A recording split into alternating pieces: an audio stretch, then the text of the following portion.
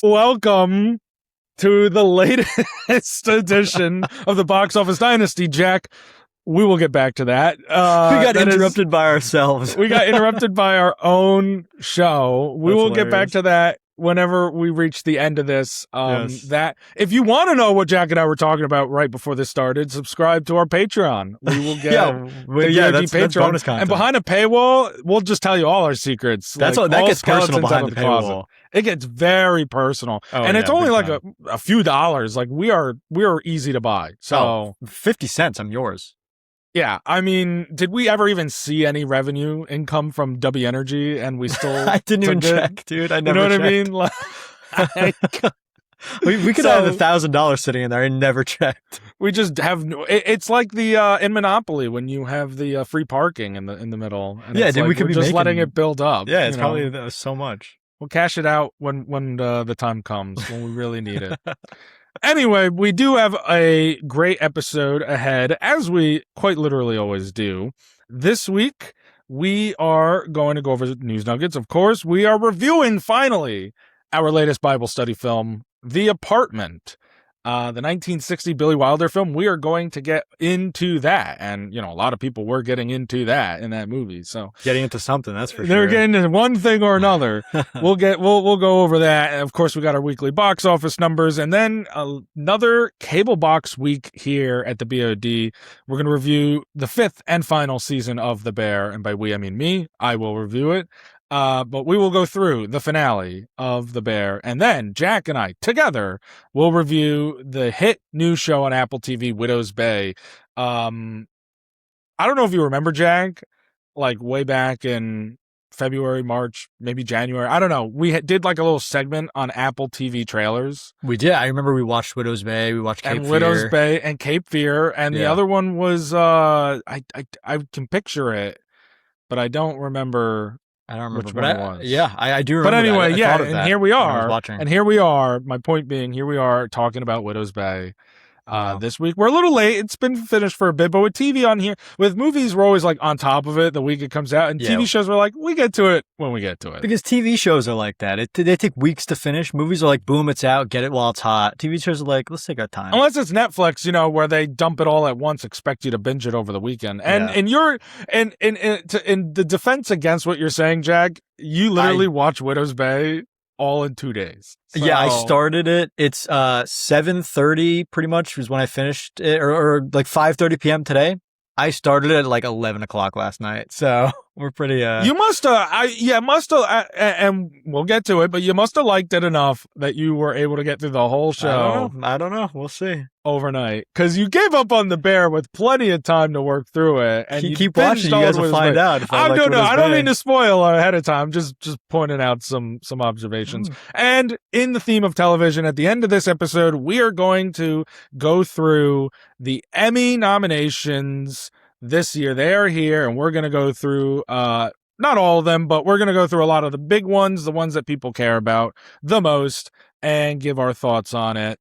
This episode, these last 2 episodes, is pretty much just us catching up on all the craziness of July. Which is nice because July was huge. August is going to be big for movies and TV, so it's going to be another hefty month. But I like a good catch-up episode, man. It's chill. Another catching up month for us, because this time I'm going to be going away a ton in August, just like you were going away in July. You're going for a while, so we're going to see how the future of this podcast holds up without you.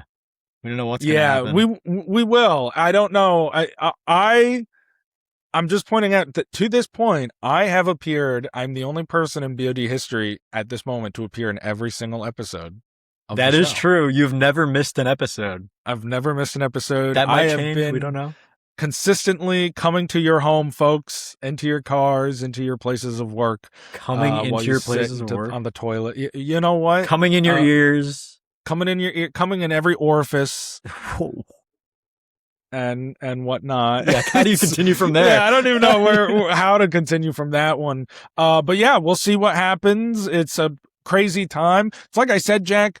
Summer is in my opinion, second busiest time of year for film and television and all things media. And the unfortunate thing is that doesn't line up with people, because people are so busy during the summer. Although I would say the only busier time is the holidays. and both people are very busy during the holidays too. Yeah. So there's always just stuff going on, and we work through it, and that's what we're doing this week. We watch it all. We find the time in between our vacations and, everything that we do, working and everything else. Like, we find the time. People might not know this. We have jobs. We somehow. Yeah. I know it doesn't seem like it because we're always like, oh, I saw this, I saw that. Yes, I did this. Somehow we have time to go to work. Yeah. That's the thing that we're making time for. Yeah, that's work. Secondary to watching movies. Like, the movies come first, the BOD comes second, and then we make time for making a living and having a steady wage. Yeah. Someone's got to pay for the lights and the electricity that allows us to bring this show to everyone at home. That's true. I have a microphone and a camera all because I have to pay for that shit. Yeah, you and me both. So anyway, that is the weird state of the BOD, I guess, right now. Yeah. Now we're going to get into some news nuggets. And I would like, before we get into the events of Comic-Con, which is what's coming up. There's many. I have been sitting on a personal news nugget, but not personal to me, that I promised one of our most loyal viewers I would put out there. Oh, this is from Ed. He called me at like 12:30 a.m. 2 weeks ago. And I was like, I'm going to be going to bed soon. I was just like watching TV. I was getting ready to go to bed. Calls me, says he had a story to tell me and he wanted me to share it on the podcast. Which I feel like it should be coming from him. So I had to take notes so I would remember. Oh my God, how long is the story? It's been no, not like that. Just like so I could. Okay. Let me just get to it. So basically, he told me that one night he was watching with his family the latest episode of House of the Dragon. And I was like, okay. And he said that then he went to bed and that he and his girlfriend Sophie had to get up, early in the morning for something. I don't even remember what. And he said that at 3 a.m. while they were sleeping, he had a dream he thought there were bugs in the bed with them. Okay. I'm following. And so apparently he he got up and was like, oh, there's bugs, blah blah blah, whatever. And Sophie wakes up and she's like looking in the bed and she's like, there are no bugs, that's just from your dream. And he was like, no, there are bugs, whatever. And so she was really annoyed. And I was like, okay, Ed. And then he also wanted to make a point that in the dream, or maybe the episode, I don't really remember which one, someone said this is a plot by our enemies. And I think he said that in his sleep about the bugs. Okay. I don't know. This is pretty much how I remember it, Jack. I'm just putting it out there because he told me he wanted. Is this going somewhere or is that the story? That's pretty much the story. I feel like I'm missing. This has nothing to do with the podcast or either of us or anything? No. He just wanted me to mention it to you. All right, so let me get this straight. We just announced on the podcast that our buddy Ed had a dream after watching House of the Dragon, let's make sure I get the details correctly, that there were bugs in his bed, and his girlfriend said there are no bugs, and he said, they're the enemies plotting against us. There are bugs in the bed. This is a plot by our enemies. This is a plot by our enemies. She was obviously annoyed because they had to be up early that morning. And she was annoyed. It was 3 a.m., and that is the end of the story. Yeah, I mean, again, Ed could tell it better than I can. He told me it like 3 weeks ago. I don't need to hear it twice. I mean, he told me it 3 weeks ago. I said, I'll tell him.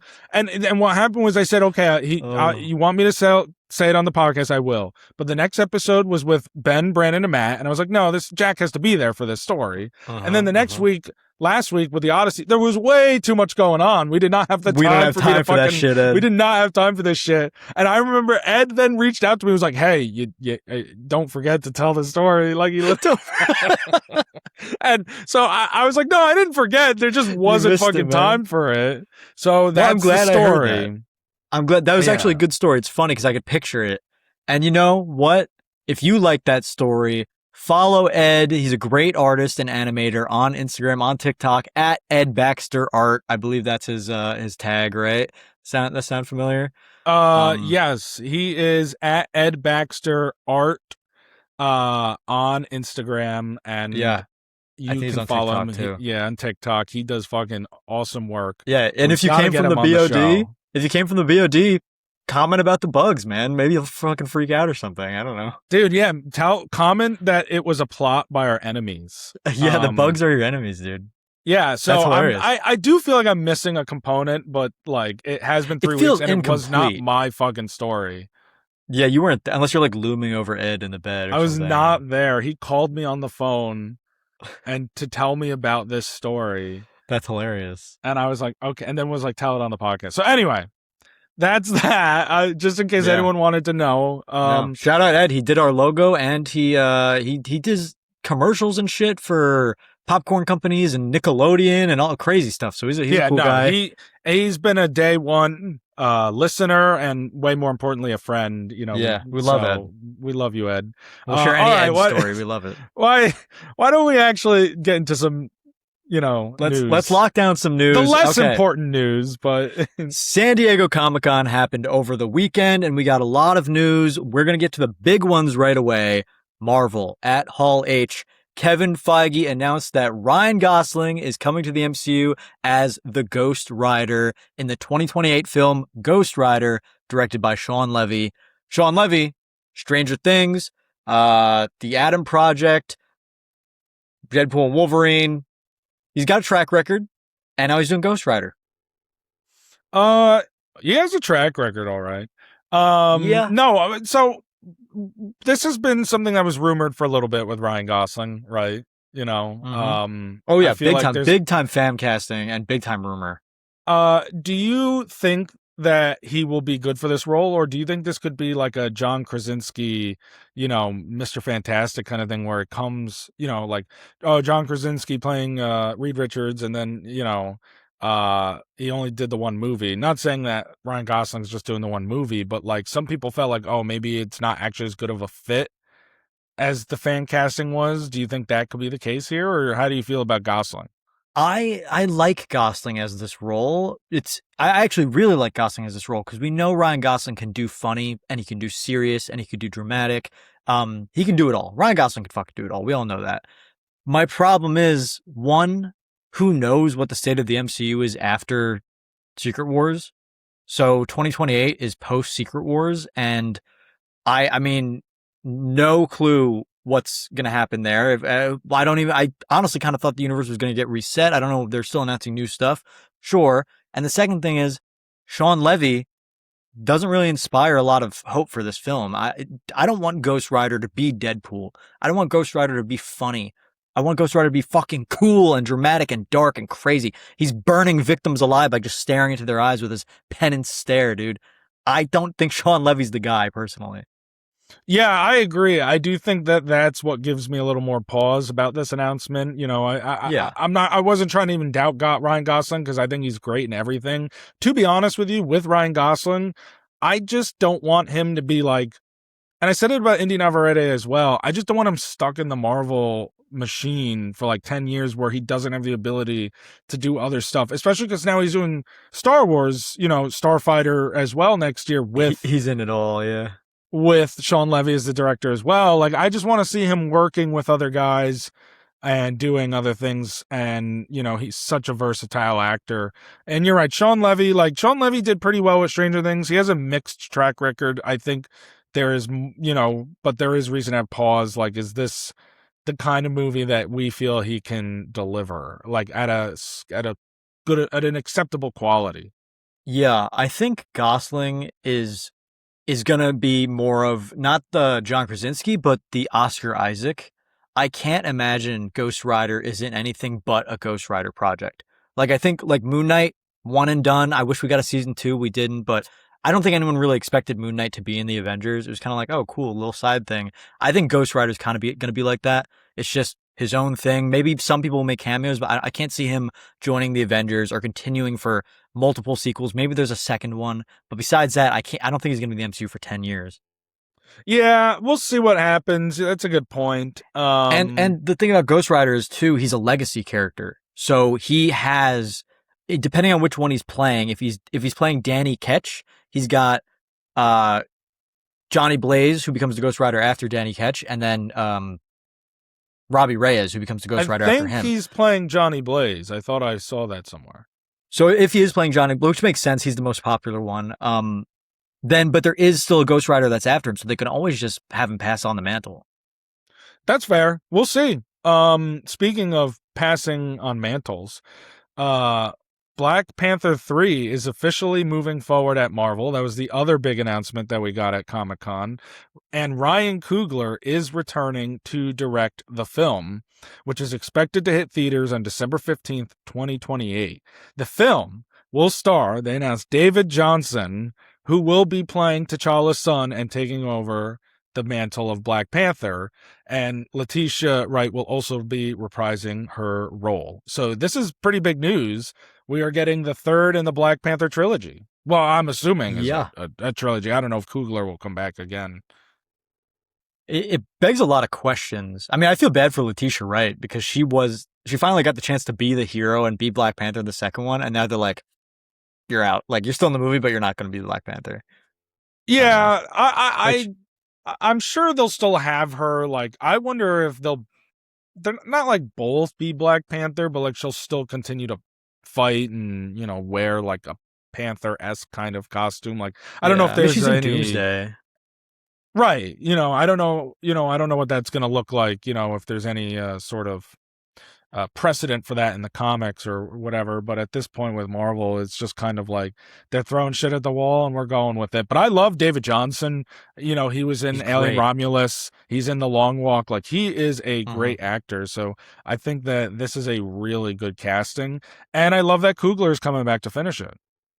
Yeah, I love when they stick with directors when it works, and I think that we all thought Damson Idris would be it for some reason. I would have liked Damson Idris, but I think what's his name, David Johnson, was a really good surprise for me. But I just don't. This is the thing. This is what we don't know. Like, last time we saw this kid, he was like 4 years old. You know what I mean? Like, now he's gonna be like a 30-year-old man. So some weird time, or he's from an alternate universe, or he's from a different timeline, or I don't know, is gonna happen in the next Avengers movie, which is pretty interesting. Yeah, that's a good point. We will find out for sure, like how they decide to explain all of that and where they take it. Yeah. All right.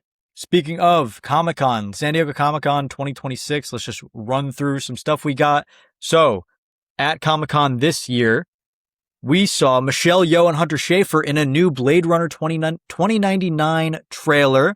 We got Johnny Depp in the new what is that movie he's in? The Ebenezer Scrooge trailer. It's called Ebenezer. It's supposed to be like a prequel.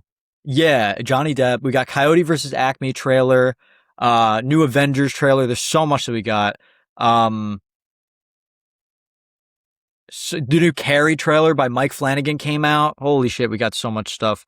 Futurama announced they're coming out with a bunch of specials. I thought the show ended forever ago. I didn't know they're still doing stuff for that.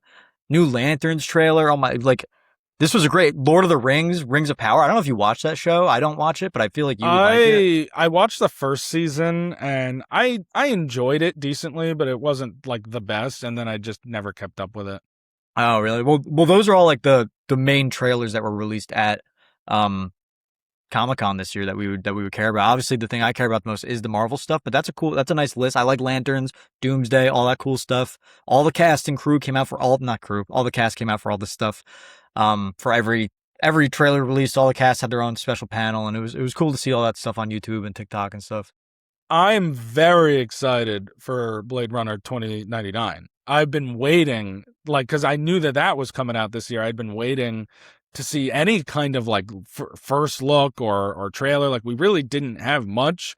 And I'm a big fan of the original film from Ridley Scott with Harrison Ford. I love the Denis Villeneuve film with Ryan Gosling and Harrison Ford and Ana de Armas. Like, this is such a cool sci-fi franchise that is relatively untapped compared to some of the other big ones that we know of, like Star Wars and Star Trek and whatnot. So,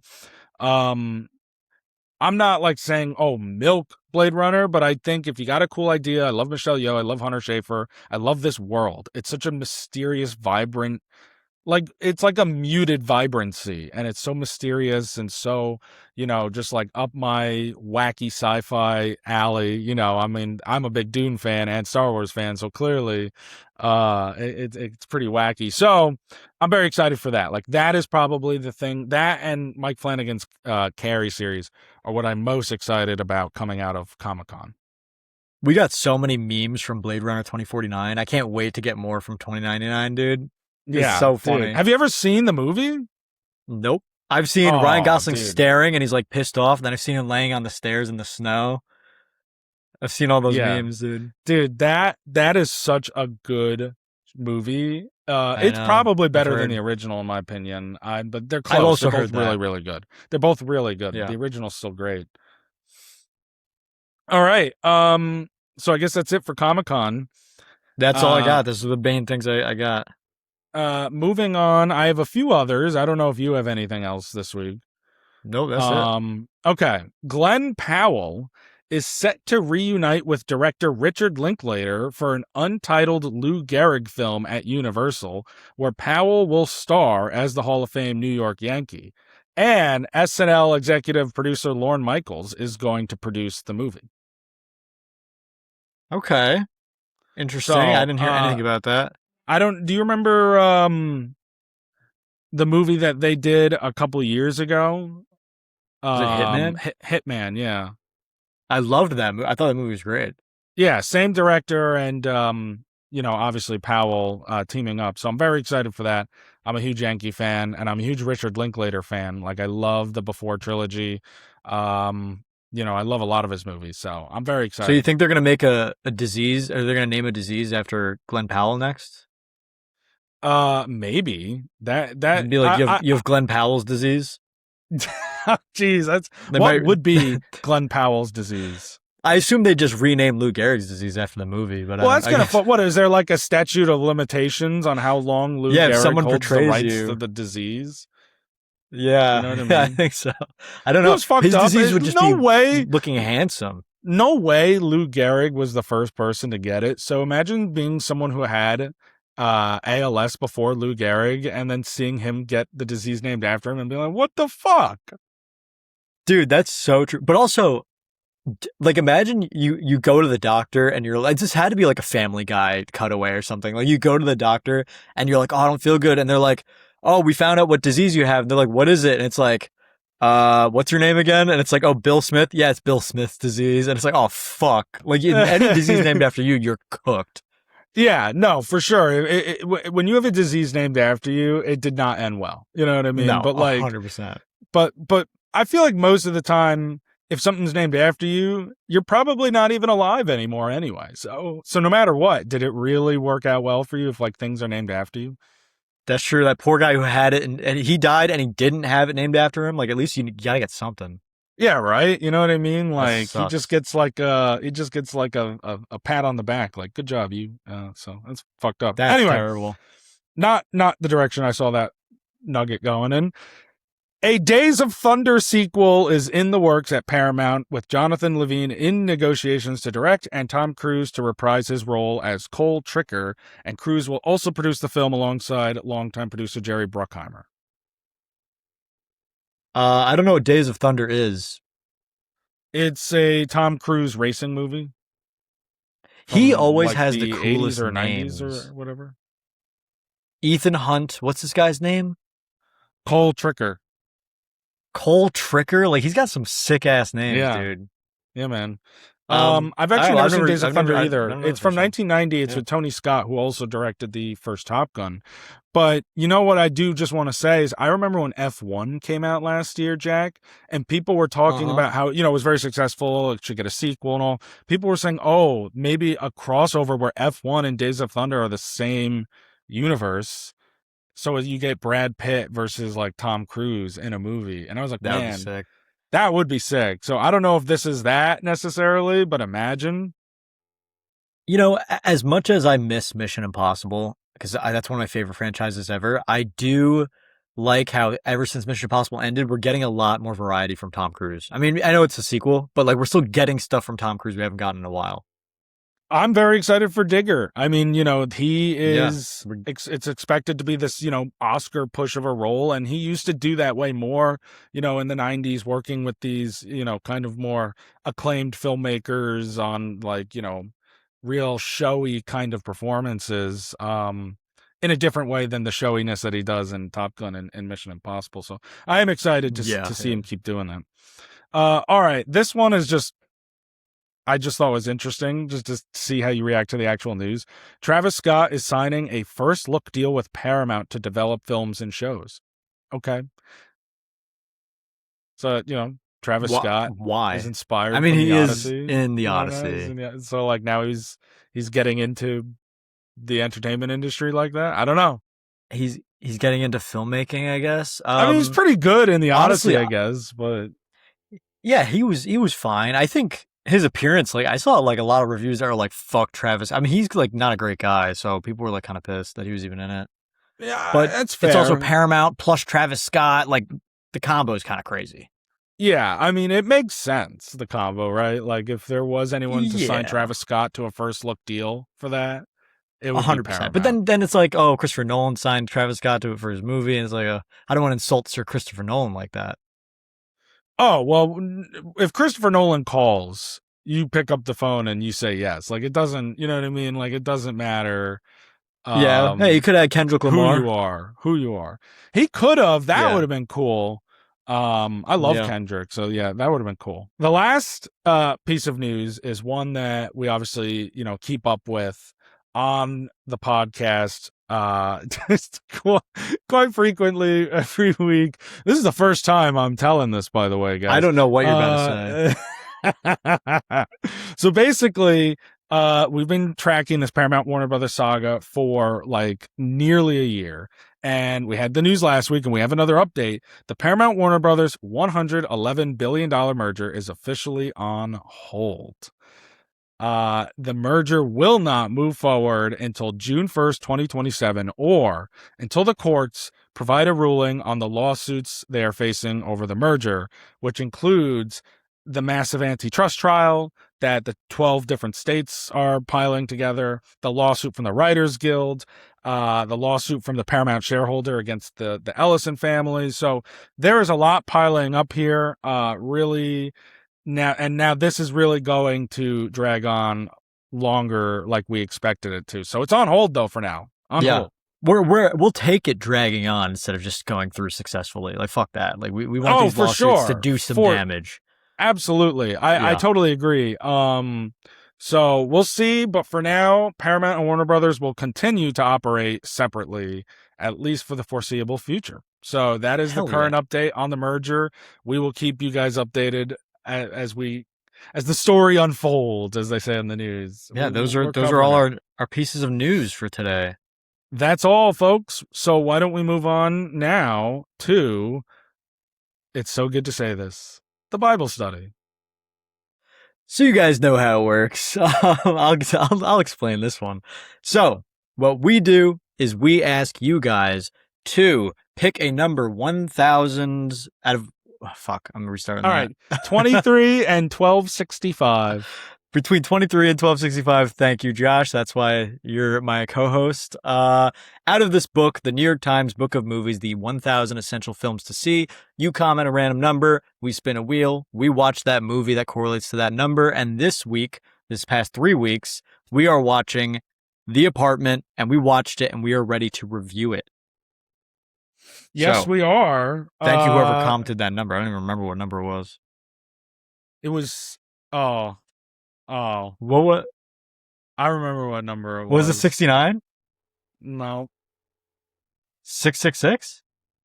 Oh, it was 67. 67. It was 67. 67. No, stop. Grown ass men, dude. No. Grown people are the only ones doing it at this point. You do that to like a 12-year-old and they look at you and they're like, bro, that's so like fucking 2 months ago. Yeah, they're like, dude, they're like disappointed. They're like, come on. Like that's, I know, that's so embarrassing. Yeah, it is. And then you're like, disappointing a 5-year-old. I'm unk, dude. Yeah, you're really like this.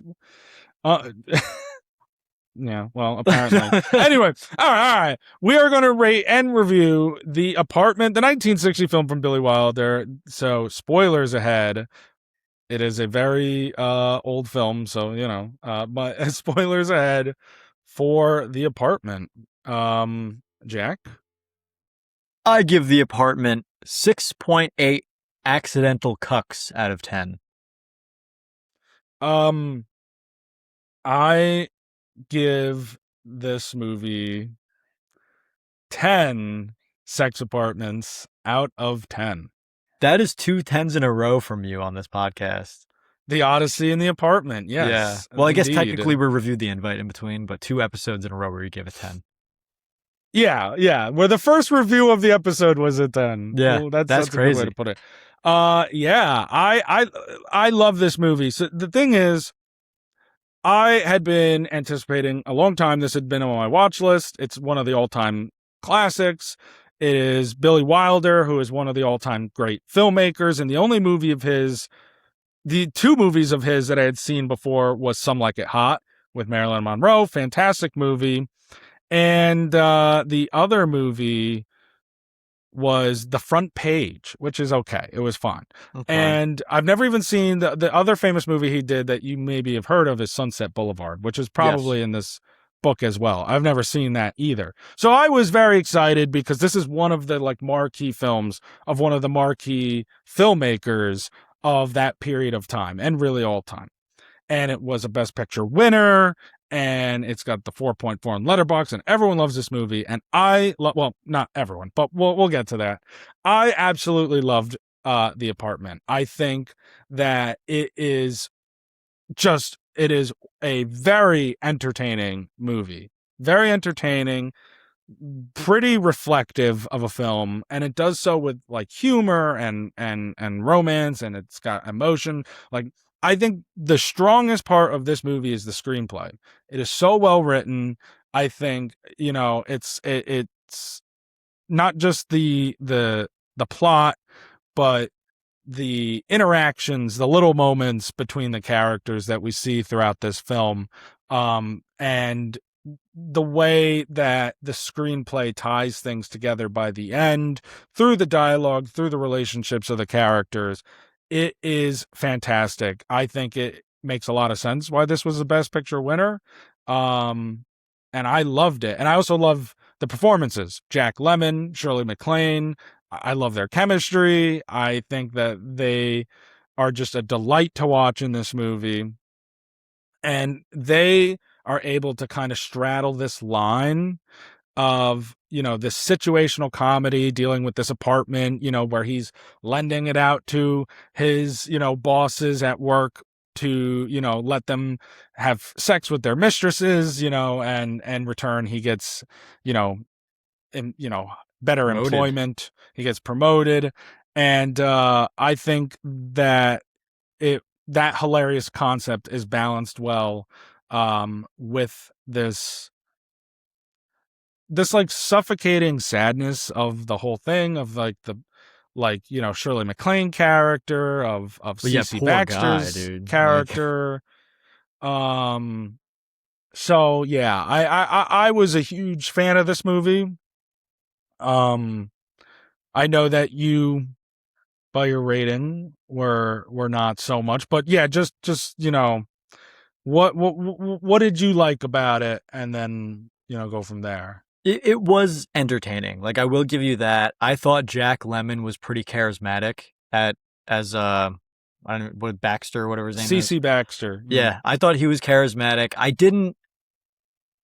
liked following him, and he was fine, and I thought the premise was fine. I was entertained, which is like good enough for me. That's why it's basically a 7 out of 10. Like, that's a fine movie. There's not much wrong with that 7 out of 10. It's an acceptable movie. But I didn't find it that funny. I didn't really buy into the romance. Like, I thought the romance was kind of just like there. I didn't see their chemistry as like that enticing. Like I wasn't like too interested in their chemistry. Like she's just getting banged by this guy in his apartment, and like I don't know. She doesn't know. First of all, she doesn't know it's Baxter's apartment. No, she I know. And then she boss's ODs in his apartment. But I think it's her character is actually really tragic. Like it really it's fucked up. And his dude, imagine being that guy. You're like, yeah, that's why I said he's an accidental cuck, dude. He's like letting the girl he loves get fucked in his own apartment, and he's like allowing that to happen on accident. But it's kind of crazy. But that's what that's where I find the humor really is, like, his misfortune as he continues to attempt to climb, the corporate ranks. I thought the way Jack Lemmon played that off was perfect. I thought it was hilarious. Yeah, he was good. I just didn't think it was that funny. I don't know. It's like 1960s humor, and I didn't grow up. I know you grew up watching a lot of old stuff, but like I didn't. So maybe that's why you resonate more with shows or movies that are older. I don't know. I mean, maybe, but I still think that there's a large portion of people who didn't like. I mean, a large portion of people who weren't around at the time when that came out, like, our age, our generation, like, this is still one of the like beloved movies of all time, so I'm not like, I think I find the dissenting opinion interesting, truthfully, because of what you're describing. Whenever there's a generational gap, whenever there's a large period of time between a film and the viewer, like, films are products of their time. Art is a reflection of the world that it exists in, right? And so, in a movie like The Apartment comes out almost 70 years ago, obviously someone like you and I, there is still it doesn't reflect in my rating, but there's the inherent existence of the disconnect between me and the time that exists of this film, right? Yeah. So I'm not pushing back on any of that, is my point. But I think that a movie can be a product of its time and still be able to be appreciated and thoroughly enjoyed by people. Like, it's a product of its time, but it's not something that isn't timeless. I think both can be true. Yeah, is essentially my point. It absolutely can be enjoyed. And I, like you're saying, it's a 10 out of 10 movie. I don't think that's crazy. Like, I disagree, but there are some movies, if you said that's a 10 out of 10, I'd be like, are you dumb? I'd be like, what the fuck is is it a 10 out of 10? But yeah. I'm not saying that, because I can see where your head's at. But for me, I think it's just the humor is the biggest thing. And I personally wasn't entertained by that. I was more entertained by, honestly, the character. Like, the main guy, I was like, this is an interesting character. Like, and he's entertaining. And he was like, every now and then I was like like that kind of laugh. Like, but it wasn't, I mean, yeah, because movies that are this old can be enjoyed and should be enjoyed. Like, how old's Boat People? Like, that's a movie that I loved. And that came out in 1982. So it's not as old. It's got 22 years on it, but movies, it really just depends on the situation. You enjoy Star Wars, and that came out in perfect example. Came out in 1977. Yeah, so maybe I'm not blaming the generation entirely. I just think the movie, I don't know, for some reason it wasn't for me. And this one I was open-minded to because of the Best Picture win, and maybe that kind of made my expectations a little too high. I don't know. Well, you have to look at it this way.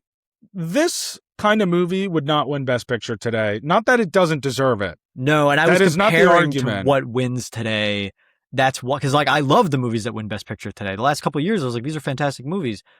So I was kind of like, oh, this is gonna be a fucking peak movie. But I forgot to put that into place of what time it came out. It's not in my opinion. Again, I think this is an absolutely deserved Best Picture win. Mm-hmm. I got to rank all the Best Picture wins that I've seen. That'd be a cool ranking. I have, like, there's a list on Letterboxd, and I'll check, and I've seen 47% of Best Picture winners. So I've seen almost half of all the Best Picture winners. I'm checking that right now.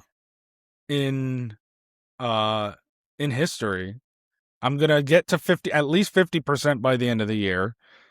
And next, by the time we get to the 100th Oscars, which is what is this year? The 98th or 99th? So I think this year's 99th. Yes. Oh, I don't know if I'm going to be able to watch 50% in 1 year, but I'm going to, I mean, I could try. You've seen how many out of 98? 47. 47% or 47 movies? It's both. Oh shit. I've seen, yeah, you're right. It is both. I've seen 14% of all Best Picture winners. Jeez. And 14 movies. What is the, so you know how you can mark a movie watched? Like you could go and you could filter and it fades the movies you've watched. Yeah. Oh. Do that. And go to where you, at the top right, where you see like the 2 lines, click that. And under appearance, it says fade watched.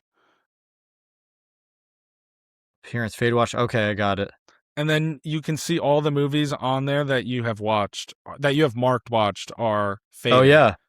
Wow. So I can really list all so many are Bible study movies. That's crazy. I was assuming that would be the case. I'm going to assume I'm going to guess the oldest movie you've seen on this list is All About Eve. It is. I can honestly run through mine real quick and then we'll get back to the review because there's only 14 of them. All About Eve, Ben-Hur, The Apartment, Rocky, what is this one? The Last Emperor, Lord of the Rings, The Return of the King, Crash, No Country for Old Men, Birdman, Green Book, Everything Everywhere All at Once, Oppenheimer, Anora, One Battle After Another. Wow. Yeah, I am not going to go through all of them because we don't have the time for that. But I will The Apartment say, is added to the list. There's only one Best Picture winner from the 21st century that I haven't seen. What's that? Crash, which was a very notorious Best Picture winner. I watched it and they showed it to us in sociology class in high school. I've never seen that movie. I've seen all the other ones from the 21st century, but I'm curious. Last thing, and then we'll get back to the review. Can you guess which is the oldest movie on this list that I have seen? Interesting. And then we'll go back to the review. I'm gonna say I'm not gonna click it because if I click it, I'll be able to see you saw it. I'm gonna say All Quiet on the Western Front. Oh, the original All Quiet on the Western Front? Yeah. Mm-mm. You've never seen that? Nope. So yours it's on is my watch list. Yours is not that old, right? That's too old? It's not that old. Okay, then I'm going to say Gone with the Wind. Yep. There Gone with the Wind. That is the oldest Best Picture winner that I have seen. I kind of sniped that second try. You did. Because I was like, okay, that's like the big early one. You know what I mean? Like, Gone with the Wind. Everyone knows Gone with the Wind. I thought you might have seen All Quiet because of the newer one. The new one. No, that's what put me onto it to be like, oh, I'm going to watch it at some point. Yeah. And I'm going to save it for last. I'm going to try to, I feel like I watch so many movies. I could probably, if I really commit, bang the rest of these out before the 100th Oscars. Probably. And the last one I want to watch is the very first one, which is Wings. You should just go backwards. For what? For at this point, whichever ones I haven't seen? Well, beyond Crash, the next one I haven't seen would be from 1998, Shakespeare in Love, which stars Joseph Fiennes. Joseph Fiennes, is he related to Ralph Fiennes? And Gwyneth Paltrow, Tom Wilkinson. So anyway, interesting. Little Oscar fun for you guys. I've seen most you of guys the love 90s. The Oscars. Shout out Letterboxd. We always love Letterboxd. Anyway, back to the 1960 Best Picture winner, The Apartment. So needless to say, we got on a tangent there, but what I was saying was how, the Academy has changed over the years. And so the kind of movies that win Best Picture are not the same that they used to be. Some of the ones that win today never would have won back then, like Anora. Some of the ones back then wouldn't win today. They don't really do musicals. Can't remember the last time a musical won Best Picture. So because it wasn't La La Land. Yeah. They thought it was. Anyway, I get that difference with The Apartment. I found it that it was such a crazy enough like situational concept that they wrote in this film with Billy Wilder and I.A.L. Diamond that I found myself even nearly 70 years later still finding this concept hilarious because it's so absurd, and that absurdity has not changed in our human nature. Like the absurdity of a guy like this, like society would still find this an insane idea of like a guy who rents out his apartment to his superiors to sleep, to have affairs, and they'll give him the promotion. Like it's not like that arc of a plot is not so rooted into its time. No, it's which is what makes it timeless. Yeah, I agree. I think this movie wouldn't win Best Picture today, but this movie could totally exist today and be made tomorrow. Like they could do a remake or have this movie be done tomorrow, and it would still be enjoyable if it follows the same plot. Listen, when I watch a Bible study movie, as everyone knows, if I come out of it and I don't regret watching it, that's fine by me. That's a win, right? That is a win right there. Listen, I come out of these movies and we watch The Shooting Party or Amoris Perros, and I'm like, this movie fucking sucks. It shouldn't exist. I hate everyone who made this thing. And I hated that I had to watch it. Or we get movies like Boat People and Mad Max, and I'm like, that was great. I didn't expect it was going to be awesome, but that's very rare. And then we get the middle like 20 movies or whatever we're on, like the middle like 18 movies or something that is like, that was fine. It was it was enjoyable at parts. I was entertained throughout most of it. I wouldn't watch it again, but if you want to watch a movie, that's not the worst one to put on. And that's how I feel about this one, which is a win for me. I'll take it. I will. I know. Yeah. I know what to expect at this point. Whenever I can go on Letterboxd and see you didn't give it like 2 stars, I'm like, okay, I'll take 3.5 is pretty good. Because of course, I'd like you to like it more. I love this movie. You know where this ranks on my list out of 21? Number 2. 3. 3. I was going to say it's behind Get Out. It definitely is, though. It's behind Get Out and Mad Max Fury Road, which I kind of feel like, this is what I mean. For all the like snobbiness you could try to, accuse me of being because I like older movies, I still have the 2 newest movies as on my list. That is pretty because funny. I do think there is some proof to the idea that, well, I think it's 2 things. One, the generation thing I explained before, it still applies to me, even though I have a wide range of interests in, movies I like. But also, the medium gets better as it evolves. That's natural. Like the technology gets better. We find more nuanced ways to tell stories, to showcase visuals. So I'm not saying that being a newer movie means you're a better movie automatically. I'm just saying when I look at a list like this and you try to, be like, I try to defend myself when it's like, oh, you're only just putting the 2 new movies at first. Like, no, I just genuinely there are older movies that I would put above Mad Max and Get Out. Not a lot. They're 2 of my favorite movies of all time. And that's just that. They're 2 of my favorite movies of all time. They came out when I grew up. I watched them. I have a connection. I like them. They're great movies. That is totally valid. I totally agree. And I think you also see the opposite. You see people, like you said, that are like, new movies are better because they're new. And neither of us are like that. I happen to like newer movies, but I also like a lot of old movies. Like you said, Star Wars. My favorite movie, Jurassic Park, 93. Like that's not super old, but at this point, 95. It makes it newer. So I think 93. You might be. Wait, you're right because 91. You're right. You're right. It's 93 because he did Schindler's List the same year. I'm wrong. You're right. There you go.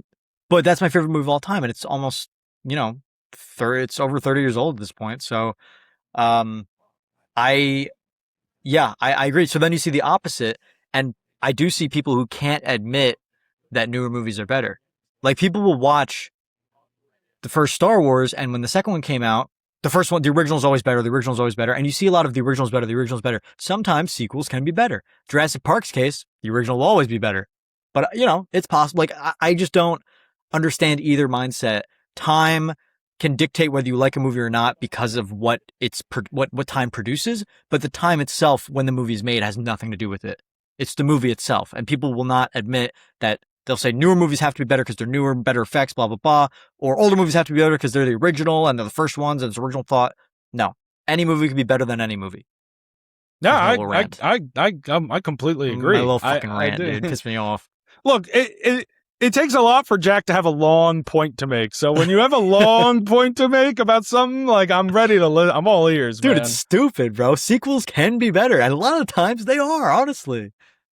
Well, yeah, I think there's plenty of cases where you can say the sequel was better, and I think it's a little different with like remakes because usually you're just reheating nachos, you're not like doing anything different with it. But yes.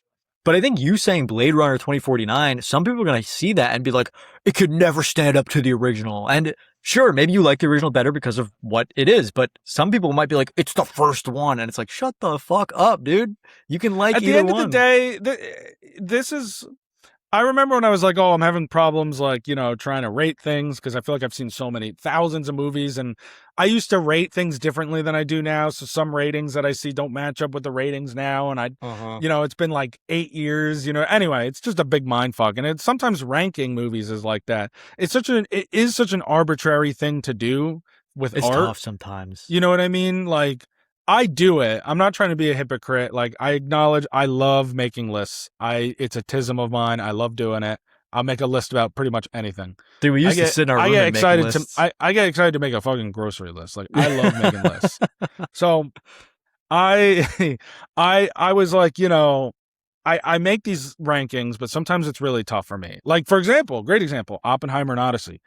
I'm so like that. I'm like, it's a big conversation right now. Which one do you like more? I know you like the Odyssey more. They're both great movies. Everyone admits they're both fantastic.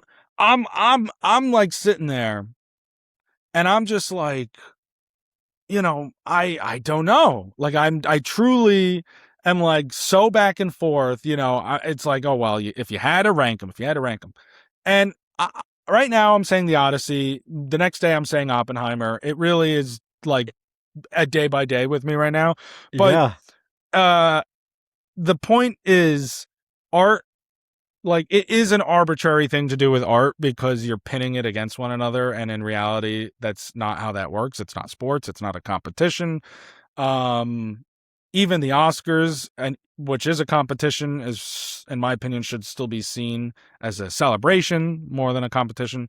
And so what matters is like both can be great. Both Oppenheimer and Odyssey are fantastic. Both Blade Runner and Blade Runner 2049 are fantastic. And so I just don't think, we always need to pin these things on one another. And it's difficult because they're not really meant to be like that. It's all subjective, it's even, objective elements of the process of filmmaking exist, but the result is subjective, right? Totally. So I think that it is pretty difficult, and yeah, I do it, but I like both. And I think the struggles of a 2026 movie podcaster is making lists. Our lives are crazy. We have problems, right? Like we have some of the worst problems that anyone is facing anywhere around the world. Dude, we used to be addicted to making lists, though. We would like sit in our room in college and be like, all right, my number 1 Star Wars character is this. What's yours? My number 2 is this. My number 3. And we literally would make a list for like 3 hours of just like Star Wars movies. And the next one would be like Marvel characters. Next one would be like villains, like literally anything. Just a list during COVID while it was just us two, like crazy shit. Yeah, man. We used to, and I still have those notes somewhere, and it's just like, I totally do. It would be fun for us to go through and redo the list today and compare, like see if they've changed for us. Yeah. Just like choose each one. They have.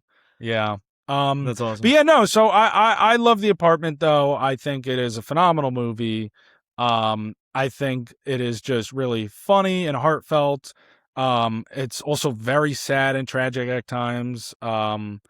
I think it's got a lot of really great quotes. Like, I love how Jack Lemmon's CC Baxter's whole thing is just like blank wise. So he was like, that's the way it crumbles cookie wise. Like, I loved that. It was just such a unique little aspect. And then, of course, the ending when she comes to the apartment and they finish the game of gin and he admits that he loves her and she says, shut up and do it. Like, it's a fantastic ending. It is truly a fantastic ending. It is a good ending. I'll give you that.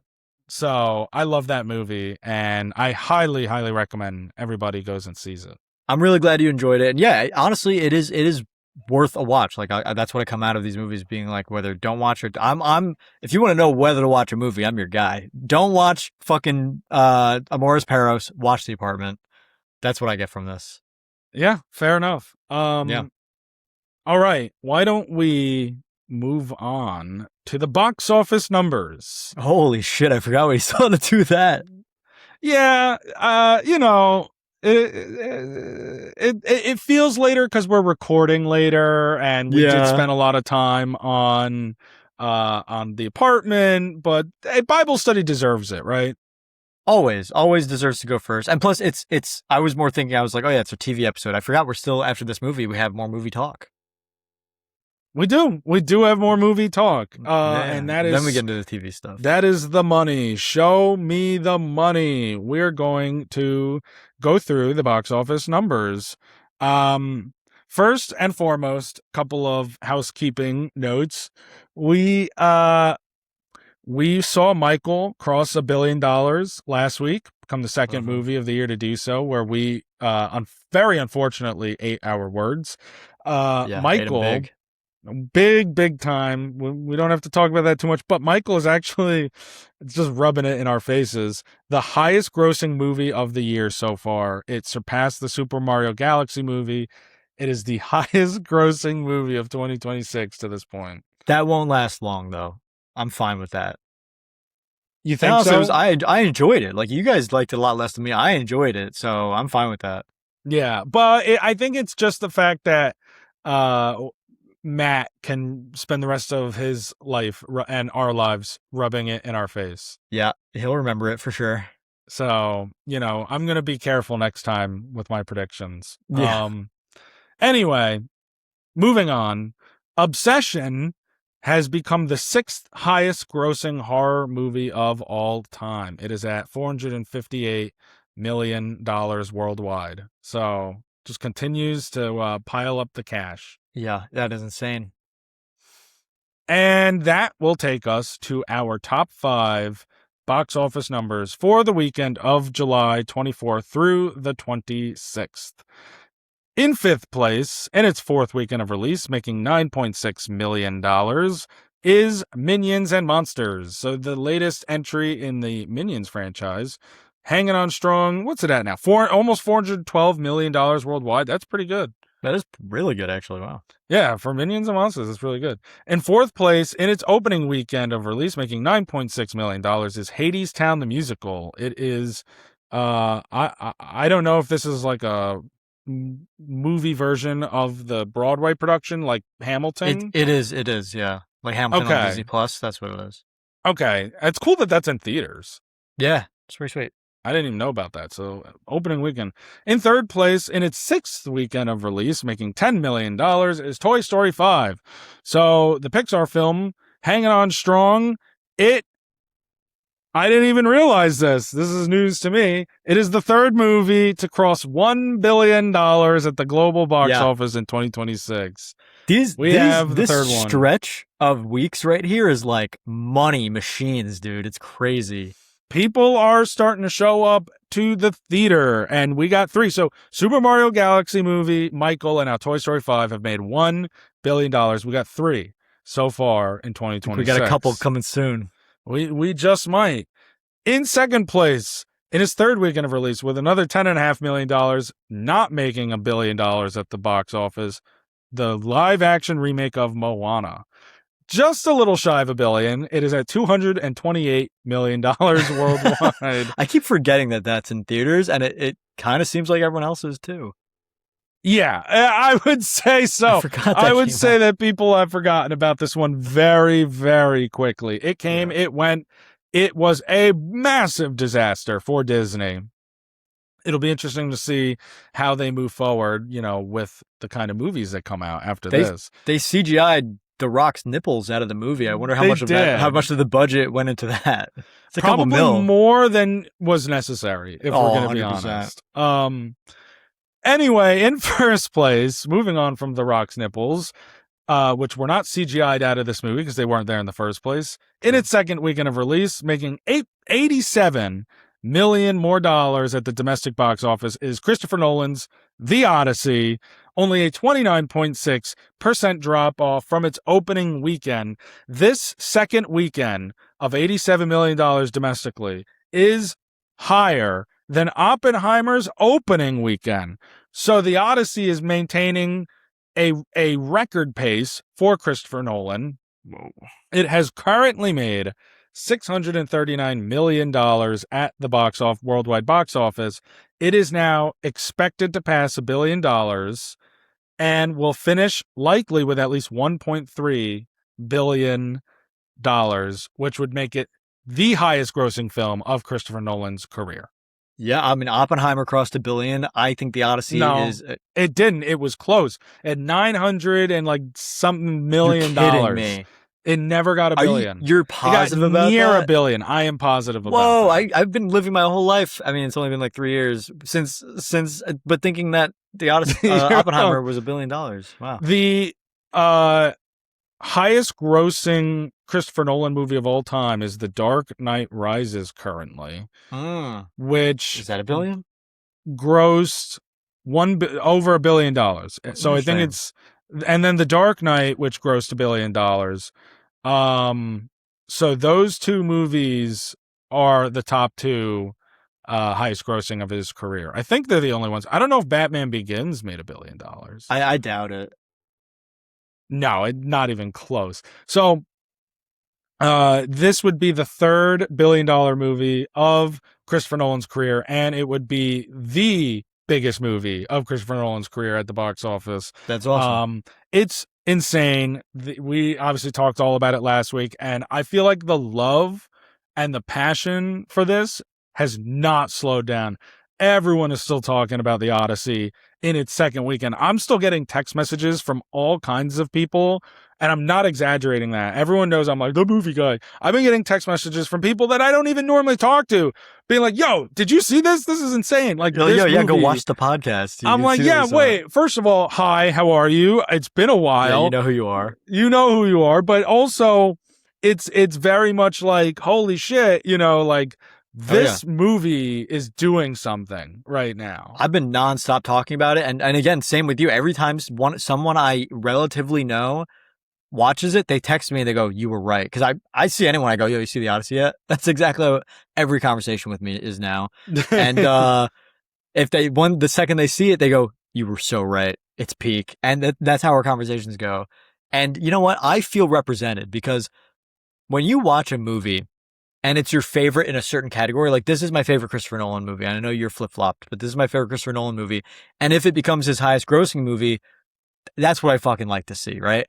Like, when you watch a movie and you're like, how, like Captain Marvel, nowhere near the best MCU movie, but it made $1 billion. Or Iron Man 3, nowhere near the best MCU movie, but it makes $1 billion because it come off of the Avengers. But you're like, how? Or you watch a movie you love and it doesn't make any money and you're like, how? You know what I mean? So I feel represented because it's my favorite Nolan movie and it's going to be the top of his billing. Well, to be fair, it's also the box office, shifts. Like, I don't think Captain Marvel would make $1 billion today. No, it's because it came out in between Infinity War and Endgame. Yeah. You know what I mean? But you're right. You know what I mean? Like, I've said this a bunch, but I always repeat it because it's important. And I think it's so that, because there are two sides to this argument about weighing the value of a financial, income of a box office gross. The way I see it is a a box office gross is not indicative of a film's quality at all. Absolutely not. Art is separate from the money that it makes. There are plenty of great movies that tanked at the box office and vice versa. However, the box office gross is important. It's important that movies make money because it's a business. And if it's what allows, Christopher Nolan to make bigger and better movies. It's what allowed Marvel to get all these big name actors all the time. It's what allows us to get the movies we enjoy. So we should talk about it. It is important. And when a movie bombs that you shouldn't have bombed, an example, in my opinion, is Furiosa, a fantastic movie that works as a companion piece, being the prequel to Fury Road, and it bombed at the box office. It's a great movie. Doesn't matter that it bombed, but what matters is the fact that now Warner Brothers probably won't want to greenlight more Mad Max movies. Hopefully, someone else does, but because they lose money. And so it's important to root for them to make a lot of money. And you're right, The Odyssey very expensive movie. It was his blank check off of Oppenheimer. You know, it's a big risk. Filming it entirely on IMAX cameras. I mean, the production budget, $250 million, one of the most all time for an R-rated movie. And the movie is going to be way more than profitable. It's going to be a massive success. It'll be one of the biggest of the year financially and critically. So incredible. It's important. And we're seeing that continue here. And we talked a little bit about last week. I'm not saying that Spider-Man won't do well. I think what I said last week still stands about how the reaction of Spider-Man is going to dictate the box office battle. Uh-huh. All I'm saying is, I think there's a world where Spider-Man does well, but it still is a little disappointing because of the chunk that the Odyssey is just going to continue to eat out of it either way in August. With the IMAX? With the IMAX and with the repeat viewings in general that people are going to see. But you're right, with the IMAX, it has the IMAX over, the IMAX screens over Spider-Man. But I saw that all the IMAX 70 millimeter screenings, and again, that's not all of them, it's a select theaters around the world. All of the IMAX 70 millimeter screenings through September are sold out or nearly sold out. We should place a bet right now. I say Spider-Man is going to make more money by the end of the year. And do you think, just if you had to pick right now, do you think it'd be Spider-Man or do you think it'd be Odyssey? And then we can follow it. And it's like just braggers' rights. Unless you agree with me, then we don't do that. But if you do think it's the Odyssey. Spider-Man, every Spider-Man movie in the Tom Holland trilogy made $1 billion, right? I mean, I know No Way Home did. I'm pretty sure Far From Home did. I don't know about Homecoming. I don't think Homecoming did. Far From Home did. Probably. It's like Batman Begins. It probably didn't. Right? But Far From Home came out right after Endgame, and No Way Home was like the most hyped Marvel movie ever. Right, but I mean, there hasn't been a Marvel movie in a year with Fantastic Four. It's Spider-Man. Spider-Man is one of the few franchises that Marvel still has that can really energize its base. And that's not me trying to be anti-Marvel. That's just the numbers, right? Like you look at it. So, I shouldn't doubt its ability to make $1 billion. Certainly there's excitement about Doomsday. It's the only one coming out before then. I just think that it's the timing of it. There's a lot of the same actor. I'm just giving an argument for both sides. Sounds like you're taking the Odyssey. Before I make a decision, hold on. Okay. There's a lot of the same actors. You can go to this summer if you want to see a Tom Holland, Zendaya, John Bernthal movie. You have two options. You have a couple choices. You have a couple options. Oh, that's funny. So if people do like the Odyssey more than Spider-Man, and they want to see Holland and Bernthal and Zendaya, they're just going to go back to the Odyssey, right? And it's got guaranteed sold out screens through September. I'm torn, man. I mean, I feel like I'm going to regret it. It is Spider-Man and all, but like the Odyssey's already doing very well. The question is hard. It's not fair because I already know what the Odyssey opened up to and Spider-Man hasn't opened yet. We have another week before. But it might give you an advantage because I'm going into the mystery of we don't know how Spider-Man could be a bad movie. Oh no, Spider-Man is going to open bigger than the Odyssey. But I think the question is going to be the drop off. Yeah, there's a real chance that I don't think it's a high chance, but Spider-Man opens up with like a 40% on Rotten Tomatoes, and people are like, I'm not seeing that shit. You never know. We know the Odyssey's awesome and the best movie of the year.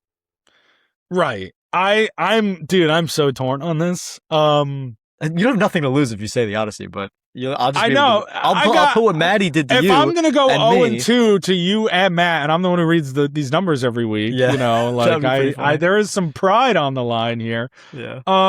But okay, you know what? Just for the sake of something being fun to track throughout the year, I'll go Odyssey because it is guaranteed, not guaranteed, but it is. We know it is tracking $1 billion. Yeah. And Spider-Man should. But I think they had higher expectations for Fantastic Four. Spider-Man's going to open up big. It's going to open up to over $200 million domestically, which is massive. But could it drop off? Yeah, I mean, superhero, like we all expected Superman to make a lot more money, Fantastic Four to make a lot more money. Thunderbolts was really good. It barely made any money.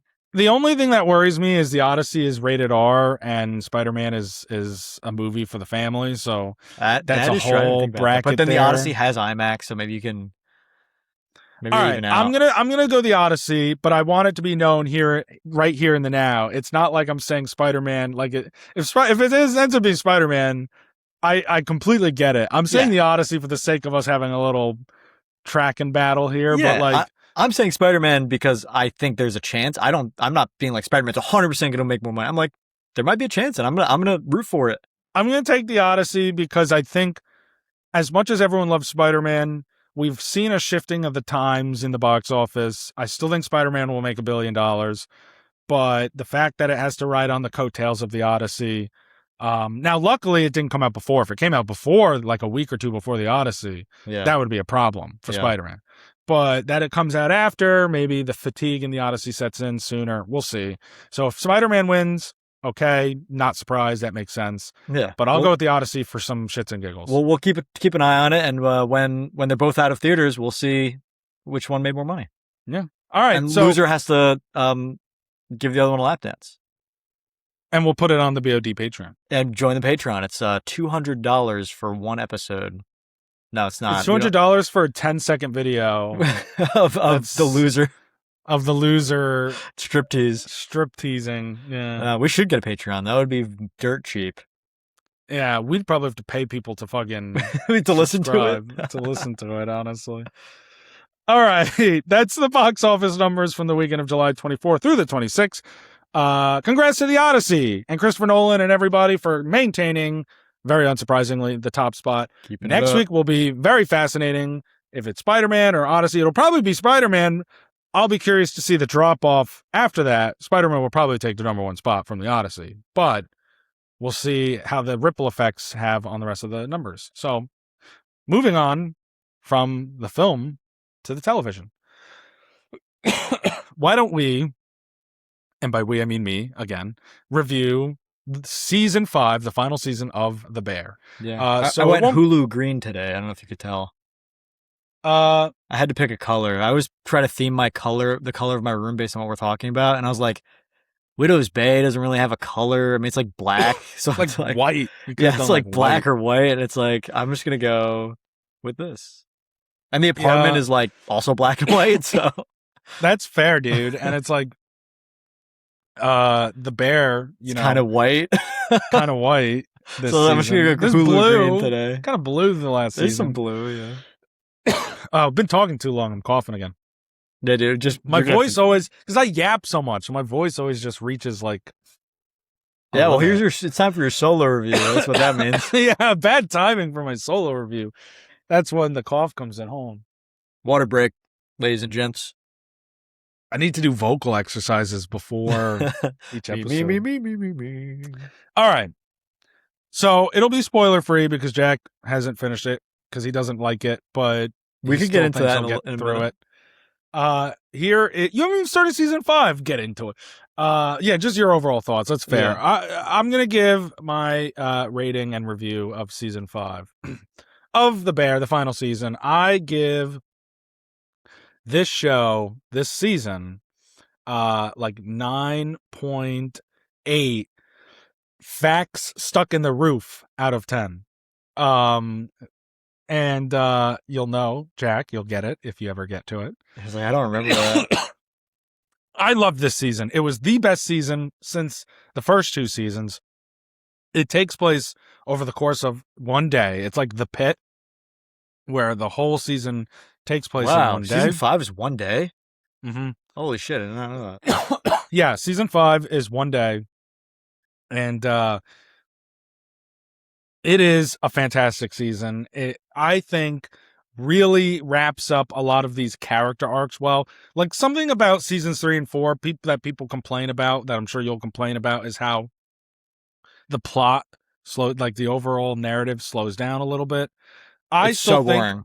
I don't think so. I think there's a lot of really interesting character work going on in these seasons. A lot of episodes where you're like kind of seeing like what makes certain characters tick, what kind of like happened in their backstory. Like, I think it's very microscopic in that regards. things around the show kind of slow down almost to a halt. And I get how that can be frustrating. I'm not saying seasons 3 and 4 were perfect. I still really enjoyed them. I think that the hate for them is way blown out of the water. I get the expectations set from the first 2 seasons, which are fantastic. They're great. And I think season 5 is a return to that.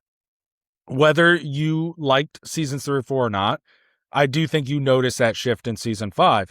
I think this is because they're introducing a new dynamic. They are changing things up. It is the course of one day, so it makes, and as someone who's started The Pit, I watched the first season of The Pit. So what I think this kind of art, tool that they use by doing a season over the course of a day, it really allows you to focus in on the little moments and like showcase. It forces the writing to be better because you don't have the ability to let time pass, to let events happen off screen.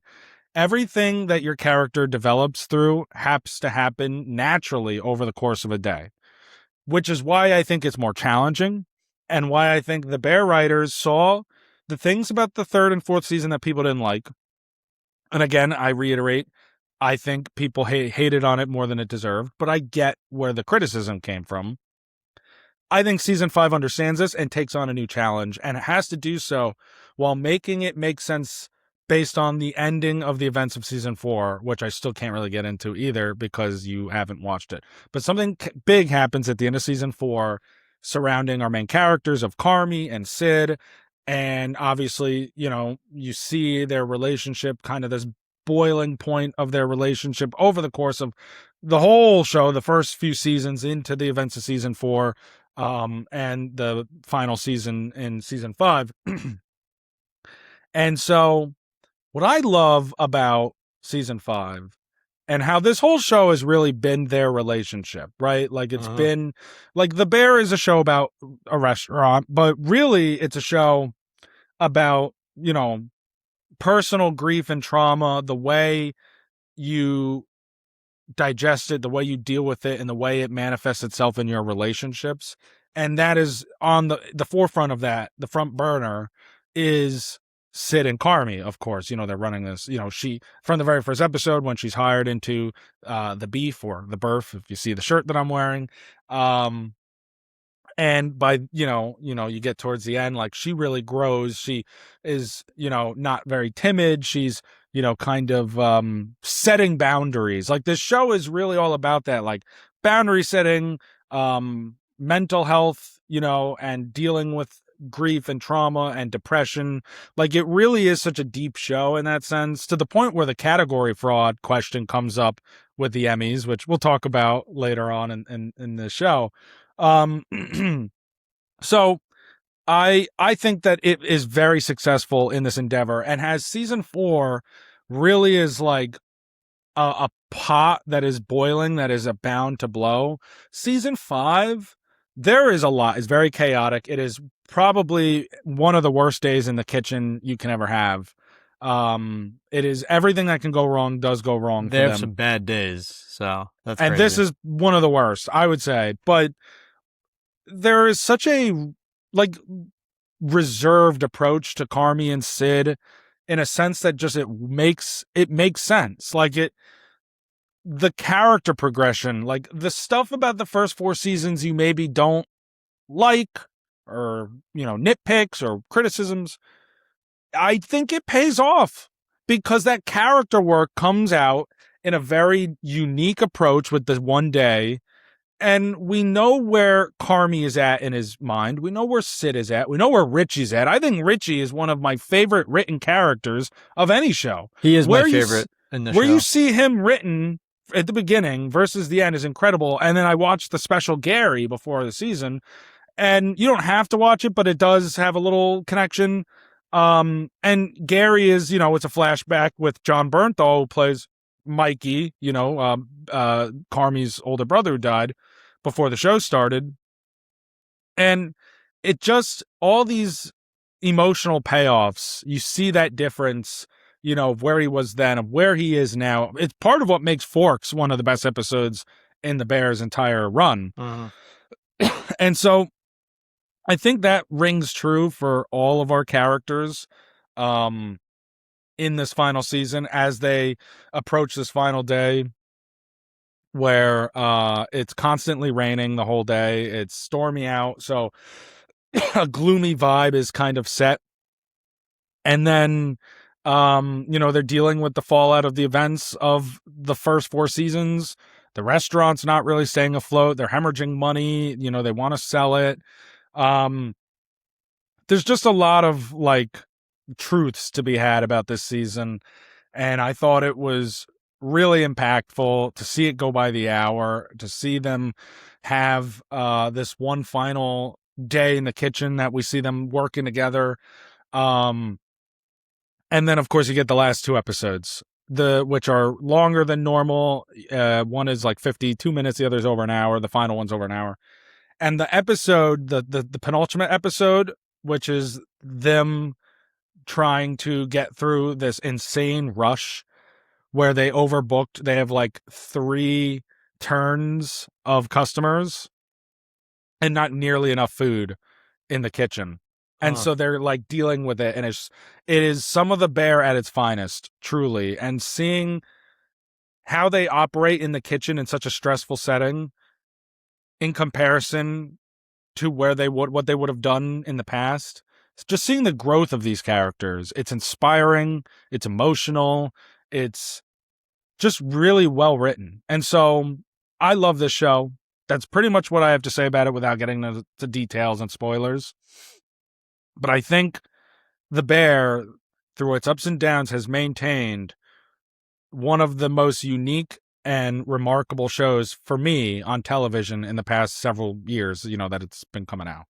Well, I'm glad you enjoyed season 5. That does give me a little more hope or makes me feel better about watching it, because I'm only a couple episodes into season 4 and I'm just like not feeling. Season 3 was such a drag for me. Season 4 is fine, it's okay, but like seasons 1 and 2 were great. I love seasons 1 and 2, and then I just kind of stopped because I was bored, and I was like, wow, how is this show boring? It used to be so entertaining. But hearing that season 5 is one day is such an interesting thing, because like you said, you have to be like smarter about it. You can't have, one episode, a guy walks in and robs the restaurant. Then the next episode, someone has a heart attack. And then the next episode, the food critic's here. Because it's all in one day. All that shit would not happen in one day. So you have to be smart about it. So I do like that premise, and that makes me more interested in continuing to watch this show, which I will. I watch an episode every now and then. And I'm almost there. I probably got like 15 episodes left or something like that. So I'll get there eventually. Season 5 is definitely the best season since season 2. Season 2 is the best season of the show. So what is your ranking overall? Because season 2 is my favorite so far. Probably 2, 1, 5.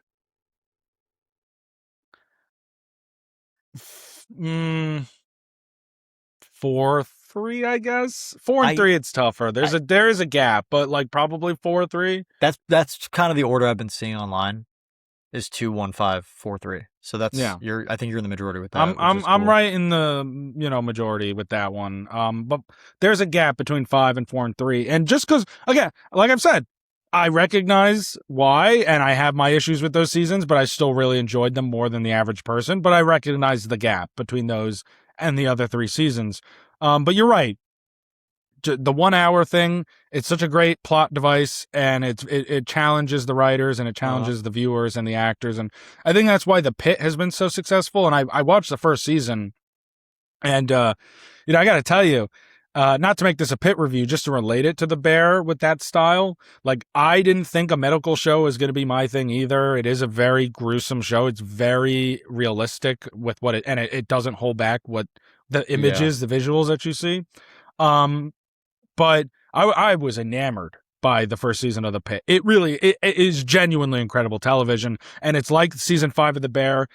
They probably do it a little better in The Pit, to be honest, but The Bear is still such a great show, where every hour is a different hour in the shift of the ER. Right. And what's great about the Pit, whereas The Bear is like 20 something minutes each episode besides the last 2, The Pit, each episode is like 50 something minutes. So you're pretty much living a real time shift. That is their hour. At an ER. It's it's absolutely phenomenal the way that you see the character progressions throughout what was just a day. Because you would think, like, how hard is it?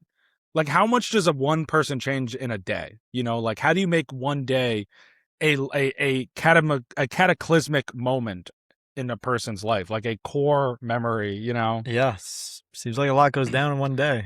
So anyway, highly, highly recommend The Bear to everybody. It is one of my, I mean, I think it's a near 10 out of 10 show as a whole, just with what they do overall accomplish. Big fan of it. I love it. Let's move on to a show that you and I both watched, and we don't know how the other one feels about it, which is interesting because that doesn't always happen here. We always kind of have an idea. We have not spoken a word about the show to each other since it came out. I don't think, or since we started watching it. Not really, and it's not like it's on Letterboxd, so it's not like I saw reviews or anything. So we have no idea. We're going to talk about Widow's Bay, the new Apple TV show. Not really new; it came out in like May. But and it finished in like late June. Yeah, so newish. So I'll let you could go first. I went first last time. So here are our ratings and reviews for Apple TV's Widow's Bay. Spoilers ahead. Yeah, like the people haven't heard me talk enough. I give the first season of Widow's Bay 9.3 cannibalism events, I guess, out of 10. I give Widow's Bay a 9.2 shotgun montages out of 10. Wow. That is, you know what's hilarious about that? We were so far apart with the apartment. Like super far apart. Like almost as far as you can get. Yeah. And now we are maybe the closest that we have ever been. Yeah. I mean, on this, without being the same exact rating, I guess. I can't believe, and I was between a 9.3 and a 9.2, which is funny. This is a great show. Widow's Bay was such a surprise to me. It's a perfect blend of horror and comedy. And I'm not a huge horror guy, but the comedy is so good and doesn't overwhelm the horror. It balances it out for me in the most perfect way. I enjoyed this so much. Yeah, what do I always say, right? Horror and comedy are like two sides of the same coin, you know? Two sides of the same Martin Van Buren, really, because for real. the writing is timing. It's rhythmic. It's like music, you know, and both the way it's written and the way a line is delivered. And so horror and comedy, to me, they go hand in hand because of that rhythmic timing. And it's just the filler that's changing. One is a joke, a situation being told, you know, whatever. The other is a moment that scares you. But there's a lot of similar rhythmic timings with the delivery of dialogue in those sequences. And that's why Widow's Bay, I think, has been such a big hit, is because it recognizes this. It takes both. Gives us a really interesting concept here on this, island, which we'll get to in a second. And it balances that very well. You have true moments that are hilarious. Laugh, like I made the cannibalism thing joke in the first episode. The reporter's going through the town. He goes, like, was there cannibalism here? And the mayor, who is starring Matthew Rhys, he goes, oh, no, there's never been anything like that. And then the reporter was just basically like, what about that? And it points to this giant newspaper from the time back then. This framed newspaper that was like, about cannibalism in Widow's Bay. Yeah. And he's like, oh, that's, not. And then one of my favorite jokes in the whole show was like, yeah, it says that they went to immediate cannibalism. And then the mayor's reading it and he's like, no. Okay, they were locked in the church. Yeah, were they locked in the church? Yes. Did they eat each other immediately? No, it took them 4 days. I was like dying, dude. He's like, no, see, it took 4 days for them to eat each other. They didn't get right to it. But then you also have pretty scary moments, in the show. The clown in episode 2 was the scariest thing for me, dude. You remember the clown guy? I knew something was up with that fucking guy. Under the bunker, too. Yeah, that in the crawl space, that was terrifying. Also, even like at the last episode, I thought the videos that I forget the character's name. I'm gonna look up. I want to make sure. The guy I with the glasses. The guy with the glasses, though, like when he's watching those Dale. videos. Dale, yes. Yeah. That was actually pretty creepy. Like, just like the the content of the video was. The prisoners, right? With the prisoners and the sacrificing. Yeah. That was pretty, like, they had their moments, they really played on that tension. And I loved it because then they get a character who's basically like a zombie almost, and he's like locked in his coffin. He's like, "Fuck you," and he's like, it was just funny. Like, this character who was scary at first when the mayor goes up to the founder guy, I forgot his name, Warren or whatever. Warren. And he's got this deep like voice, and he's talking. He's basically a zombie. He's like, "Let me out," and he gets untied. And then later on, he's trapped in the coffin. He's like, "Hey, man, you promised. Fuck you, man." And it's like hilarious that he's talking like that. Yeah. No, that scene was hilarious. And then, because like a few minutes later, you have like this really intense scene, like at the storm, at the sea. And as the viewer that like so basically the show, to explain to people who haven't seen it, it's about this island, this, Widow's Bay that is like a very rundown place. And all the residents, there's like a ton of like myths and stories and legends about like, different, killers and hauntings and terrible things that happen on this island, and that supposedly anyone born on the island can never leave. And the mayor is someone who's born outside the island, but he's a single father who takes care of his son who was born on the island.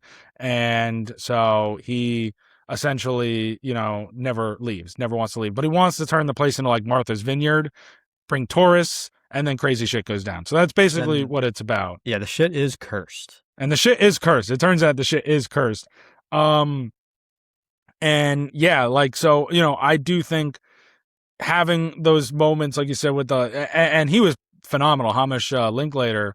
I know you like him from a lot of, from that Midnight Mass show, right? Well, it's funny that you bring that up. This show gave me a lot of Midnight Mass vibes. Like, it's funnier than Midnight Mass. Like, Midnight Mass is not meant to be funny quite like that.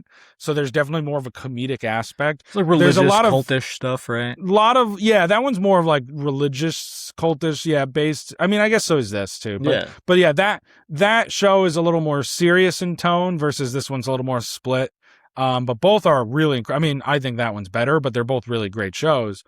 I you're right. I love him from that. I think he's great in this. You're right. That was really funny, and he's really so scary, too. I thought Kate O'Flynn was phenomenal as Patricia. Yeah. That was probably my favorite episode, was the one with her with the one. Yeah, with the party. That might have been my favorite episode too. And what a reveal. I knew something was up. Like, they always hint that something's up because there's always something unexpected going to happen. But when the cop is like, "What the fuck?" and she looks down, she like chopped off a crow's head. She's wearing antlers on her head. I was like, this is insane. Like, that was such a crazy reveal. It was a great episode. What I love is this show like I like when horror doesn't pull its punches. Yeah. Like, I like things. It's not that I don't like the psychological horror aspect sometimes where it's like someone's being haunted, but I would have been annoyed if it was constantly like, only Patricia seeing this killer, especially when, like the whole thing with her was that she faked it. There was these series of murders, like a long time ago when she was in high school, and she survived and she doesn't know why. And obviously this is like a paranormal, the guy is brought back from the dead or something. But I like that she's not the only one seeing it. Like, he literally falls out the window, like jumps out whatever from the house of, her bully. And then she goes to the gas station and the cop actually sees him. Yes, you know what I mean? Like, it's real. That pisses me off in movies when it's like, the ghosts will follow you, but when someone else sees you, they disappear. Like, why do the ghosts care if other people see it or not, And that pissed me off when people don't believe them. So when those girls didn't believe her, it pissed me off, and I wanted them to see the killer, but they never did. But, so that kind of gets into one of my negatives. But the tasing, that was hilarious. That was, like, that's the payoff that we deserve. Yeah, she's like, come on, she's the fucking worst. She's the fucking that's worst. What I'm saying. She is, first of all, my favorite performance in that show, and my favorite character in that show. She's so funny. She's so relatable. I love and then I'll let you get into while we're talking about her, but then I'll let you get into your problems. I love when she's home and she's like, she brings dinner home Yeah. And then she's like super excited about it. She pours herself a glass of wine, and then she opens up the container, and it was just like a sausage. It's like a turkey burger with no buns or something. Yeah, it's like a turkey burger with no buns, and then she opens up the other one, which is supposed to be like a coconut cream pie, and it's just like one sausage. And she calls. She's like, come on. And then I don't want to get anyone in trouble. Yeah. Best character. Absolutely. I really liked, what's his name? Stephen Root's character? The crazy guy? Wick. I liked Wick a lot too. But so that leads into my negative of these, these are real things happening. Like they're not just in their head. Like I loved when Wick shot the ghost lady in the second episode. I was like, finally, someone else sees it, and now they know, and like now he knows it's real. Because the mayor at the first 2 episodes thought he was going crazy. He was like, "It's real, it's not real, I'm crazy." Blah blah blah. Once he confirmed other people saw it, it was awesome. My negative is that these are things that can be seen by people, and it seems like there are no consequences in the show, which kind of bothers me. The second episode is all about record yourself at the inn and get it on video and show it to us. He gets chased by a clown, but it's also in his dream, but it's not in his dream. Like they don't show the video. Like that's evidence of stuff. They have the murderer in the second to last episode walking through the street and nobody sees him. The cop literally sees him, gets sliced open. Next episode, he's in the bunker. Nobody's talking about it really. Oh, did you hear a paramedic got stabbed?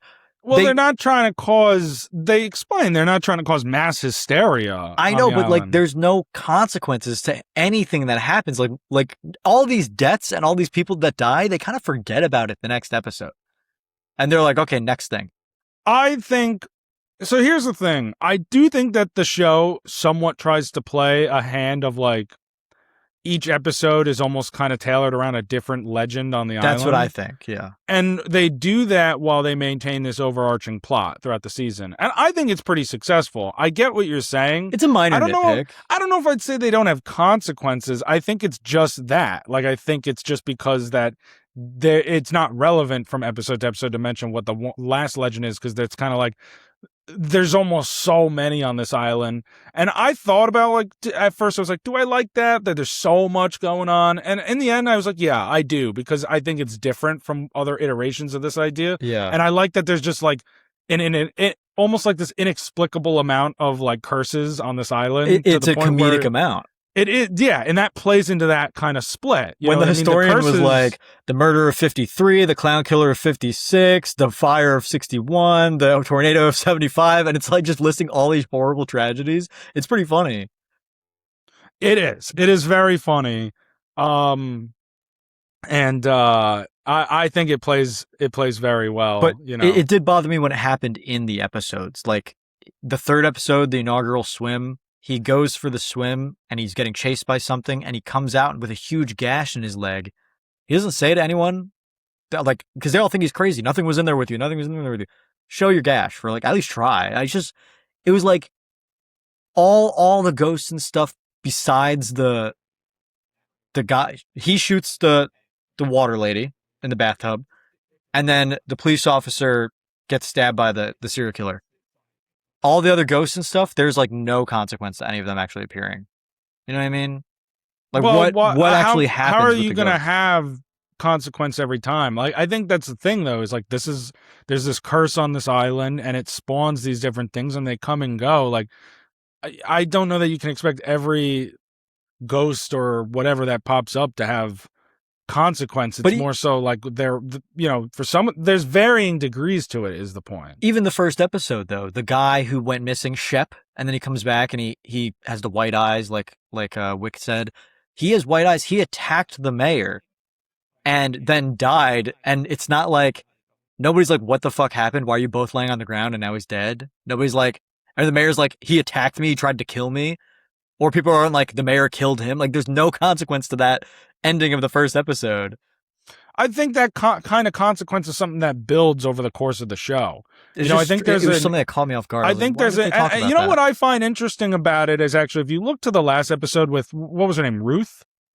He goes to her house. Yeah. He goes to her house because it turns out she might be the last living descendant of Warren and blah, blah, blah.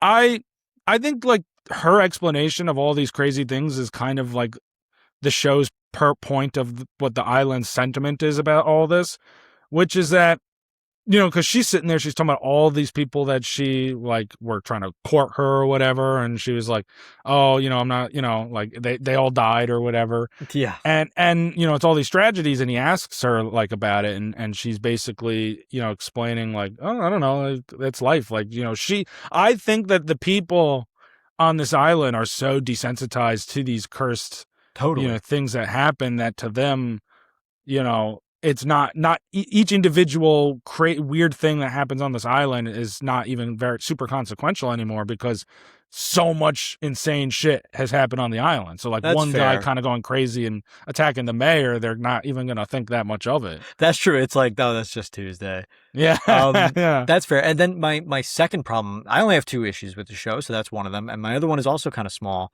is that I loved all the twists, and each episode was like, oh, the shit, that's what that is. But I did call the final twist immediately that his son was the last living descendant. When they were like, I did too, actually. Immediately, right? Like, I feel like it was a little obvious when they're like, there's only one living descendant left. I was like, oh, it was his wife, and now it's his son. Like, that's obvious. And then they went, oh, it's Ruth. And I was like, oh, that's stupid. And then they had this whole dilemma about killing her. I was like, okay, maybe that makes sense. And then it was like, nope, it's the son. I was like, I fucking knew it. Yeah, there was a little workaround. But like, is it a little predictable? Sure, but narratively, it works better. Because they threw me off a little bit with Ruth, and I was like, oh shit, they're gonna kill this sweet old lady.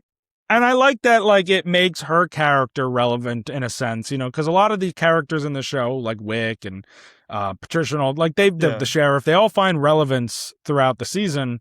And then Ruth is kind of just this running joke of this old lady who still works at the mayor's office who goes home at like 1:00 every day. Well, dude, she's constantly in it. And then they were like, it's Ruth. And in my head, I was like, who the fuck is Ruth? I think it's almost funny. It's like this, because I think it's like, it still is unpredictable in a sense, just because of the way it threw you off like, to do it. Because we're all like, it's the son. I thought that too. And then it's Ruth, and it's not someone you're expecting. Like, oh, I didn't predict that. Yeah. And then they have this convoluted fucking way where they bring it back to the son, and you're like, all right, well, that makes the most sense. But at least they did it in a way that wasn't as direct. True. They did throw us off. They threw us off the scent of the trail a little bit. So that son is a little fucking asshole too. Bro, brothers just wants to go to a Red Sox game, man. Bro, listen to your dad for once, dude. And the dad is like such a bitch, dude. He's like, teens are like that. He's like, oh, the priest, which poor guy fucking hangs himself. The priest is like, oh no, the priest has the church bells ring, or they don't really, but they do. And the dad's like, yeah, my son probably broke into your church. Oh yeah, my son probably vandalized this. Like, dude, get a fucking grip. Like, you're the mayor. Yeah. That's embarrassing. Yeah. No, I mean, that's fair, but that's who he is. He doesn't have a fucking grip. And he's a Red Sox fan. Fucking idiot. Yeah, I know. Look at you. Why aren't you repping us today with the Yankee hat? But I did love the show. So I'm a little piece of shit, and I'll have my nitpicks, but 9.2 from me, 9.3 from you. It was a great show. And a second season. We are getting another season. I'm very excited to see how they continue the story. And it's just a great show. And it's proof, like, it's this continuing theme that Apple TV is putting out bangers, dude. They continue. They can't stop. They cannot stop making bangers. Great shows. Yeah, they can't stop. They couldn't stop if they wanted to. They're doing this against their will at this point. They must be, and we're happy for it. All right, so that's Widow's Bay. Highly recommend everybody goes and checks out that show. All episodes streaming on Apple TV now. Speaking of episodes, we've been talking TV. We're gonna final part of this episode today. We're gonna talk a little bit about these Emmy nominations. So we got this year's Emmy nominations a couple weeks ago, and it's really exciting. And it's like, for me too, I'm excited because like this year I've actually seen a lot of these shows. Okay, cool. Yeah, I like that. Always makes it better. It's nice. Like, I feel like 6 years ago, 7 years ago, like I didn't, watch as many of them. So sometimes I was just like, yeah, whatever. But I've been getting more into them, and I'm gonna go through some of the main ones, see which ones on here you've seen and like are interested in, and maybe I'll give some predictions. I know I'll give more final predictions, close to it, probably on our TikTok. But in the meantime, I'll give some like initial thoughts of what may win or something. Yeah, for sure. So we'll start it right at the top. our outstanding comedy series, we have Abbott Elementary, The Bear, Hacks, Margot's Got Money Troubles, Nobody Wants This, Only Murders in the Building, Shrinking, and Widow's Bay. Seen 2 of those. You've seen Widow's Bay and The Bear. It's actually for season 4 of The Bear. Well, this new one came out in for the next cycle. I saw Shrinking and Widow's Bay. Oh, right, Shrinking. Right. This is an interesting category. My initial thought is Hacks. That's kind of been the dominant show in this category the last couple of years. Abbott Elementary hasn't been a big player in a couple of years. The Bear, not going to be a big player, I think, this year. The interesting thing about The Bear is, like, if you look at 2024, it won a record 11 Emmys that year, which is a record for a comedy show. And now this year, 2 years later, Jeremy Allen White and Eben Moss-Backrack don't even have nominations. It's which strange. is a bit of a spoiler, but we're getting into some next. It's just strange to see Widow's Bay and The Bear in the same category as Abbott Elementary. It's just strange. Well, Widow's Bay is I see why they're running it in a comedy. I think it's comedy second though. Like, that's how I feel about The Bear. It's like a drama first. And this is like a horror first. Maybe, but like, I think we just live in this new age of television where comedy is more nuanced than that. You know what I mean? Like, there is real, emotional connections to the humor that we get out of the shows, and this contrast as well. So, I get it. I get that, especially with The Bear, but still, it is what it is. So it might be Widow's Bay. I'm jumping around a little bit here, but Widow's Bay actually has 19 total Emmy nominations, which is the third most of any show. Whoa. And I'll continue to get to those. Hacks actually is the second most at 24. So those 2 shows really dominating. So it's going to be one of those 2 shows, ultimately, I would say. Outstanding drama series, you have The Diplomat, The Gilded Age, A Knight of the Seven Kingdoms. So it's a little Game of Thrones in there. Paradise, The Pit, Pluribus, Slow Horses, and Your Friends and Neighbors. It's probably going to be The Pit. Yeah, but Knight of Seven Kingdoms is so good. I'm sure. I've heard great things. I would say if it's not The Pit, the first one I would say after that maybe is Pluribus. I know that the Television Academy really likes Pluribus, but I'm going to say The Pit is going to win. That's the one that has the most nominations at 25. That's fair. Yeah. So I'm going to say it will end up being The Pit. We'll see, though. I've seen a few of those. I like The Diplomat, by the way. Just shouting out The Diplomat. That's an underrated show. Huh. I've only seen Knight of Seven Kingdoms on that. Well, you should. Well, I know you're not going to watch The Pit. You should watch The Pit. You should watch Pluribus. Pluribus is made by Vince Gilligan. I know. They love him at the Emmys. They do. They really do. Well, I don't know. Better Call Saul actually holds the record for most Emmy nominations without a win. Yeah, that is so crazy. Maybe not. Outstanding limited or anthology series. We have All Her Fault, The Beast in Me, Beef, DTF St. Louis, and Love Story, John F. Kennedy Jr. and Carolyn Bessette. The only one on here I've seen is Beef, season 2. But I know that they like The Beast in Me.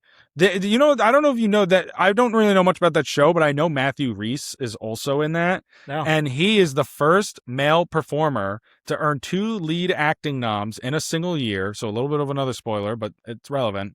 Since John Goodman in 1995, because he's a lead actor for Widow's Bay and a lead actor in limited anthology for The Beast in Me. Pretty cool.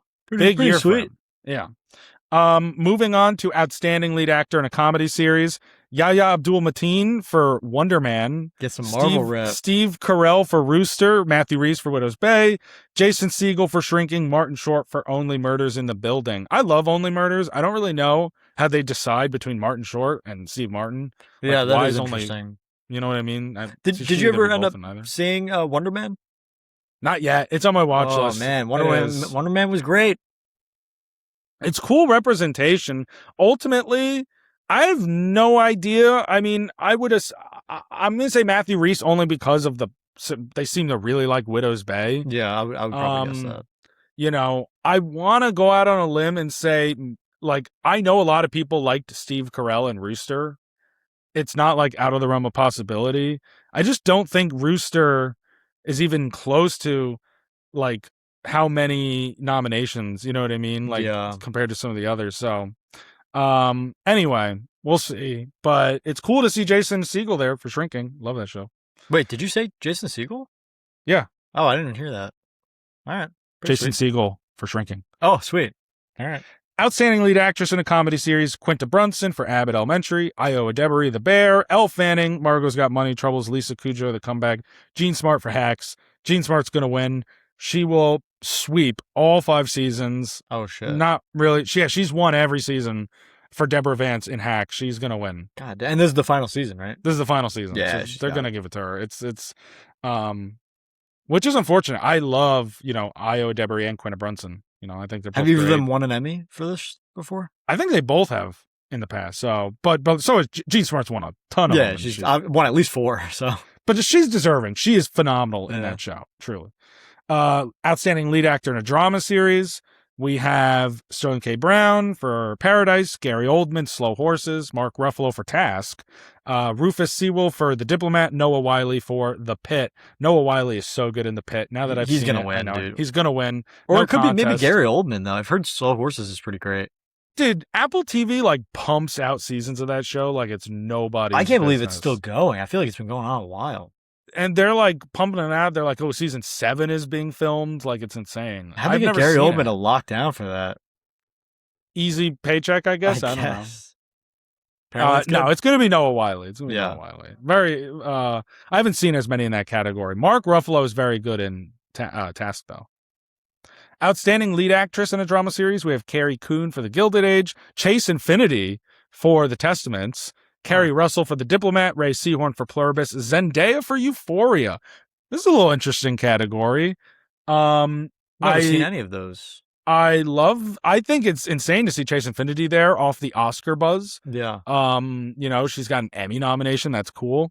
Carrie Russell is great in The Diplomat. Super underrated show. I would love to see her win. It's probably going to be Ray Seahorn for Pluribus. Again, makes up a little bit for her not getting it for season 6 of Better Call Saul. Huge miss on their part, giving that to Jennifer Coolidge instead of Ray Seahorn. But she'll probably win for Pluribus. I just wonder about the Euphoria thing with Zendaya. I've never seen Euphoria, but it's so popular. Zendaya is such a big name in this category. It's the final season. It's the final season. Will they just go with Zendaya here? But I've heard this season fucking sucks, so I don't know if they're going to give it anything. We'll see. My guess would be Ray Seahorn. Outstanding lead actor in a limited or anthology series, Riz Ahmed Bate, Jason Bateman, Black Rabbit, Charles Hunman for Monster the Ed Gein Story, Oscar Isaac, Beef, and Matthew Rhys, The Beast in Me. I don't know that you got the Matthew Rhys thing, 2, nominations. Yeah, right? we think he might win the other one, so... Would they give him both? Do you think he could win 2 in one night? I mean, I don't know how he is in The Beast in Me. I know he's great in Wooders Right, Bay. Me either. Maybe, but I do feel like Jason Bateman. I've heard Black Rabbit is really good. Oh, really? I actually don't even know. That's him and Jude Law, I think, are in that. I was gonna say maybe Oscar Isaac and Beef. Yeah. But I don't think that the second season was as well received as the first season. I don't think so.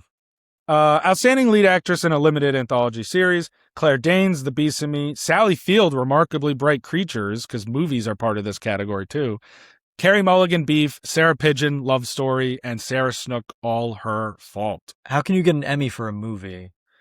Sometimes straight to streaming movies can qualify for the limited or anthology series category because it's technically limited or anthology series or movie. So do movies ever win?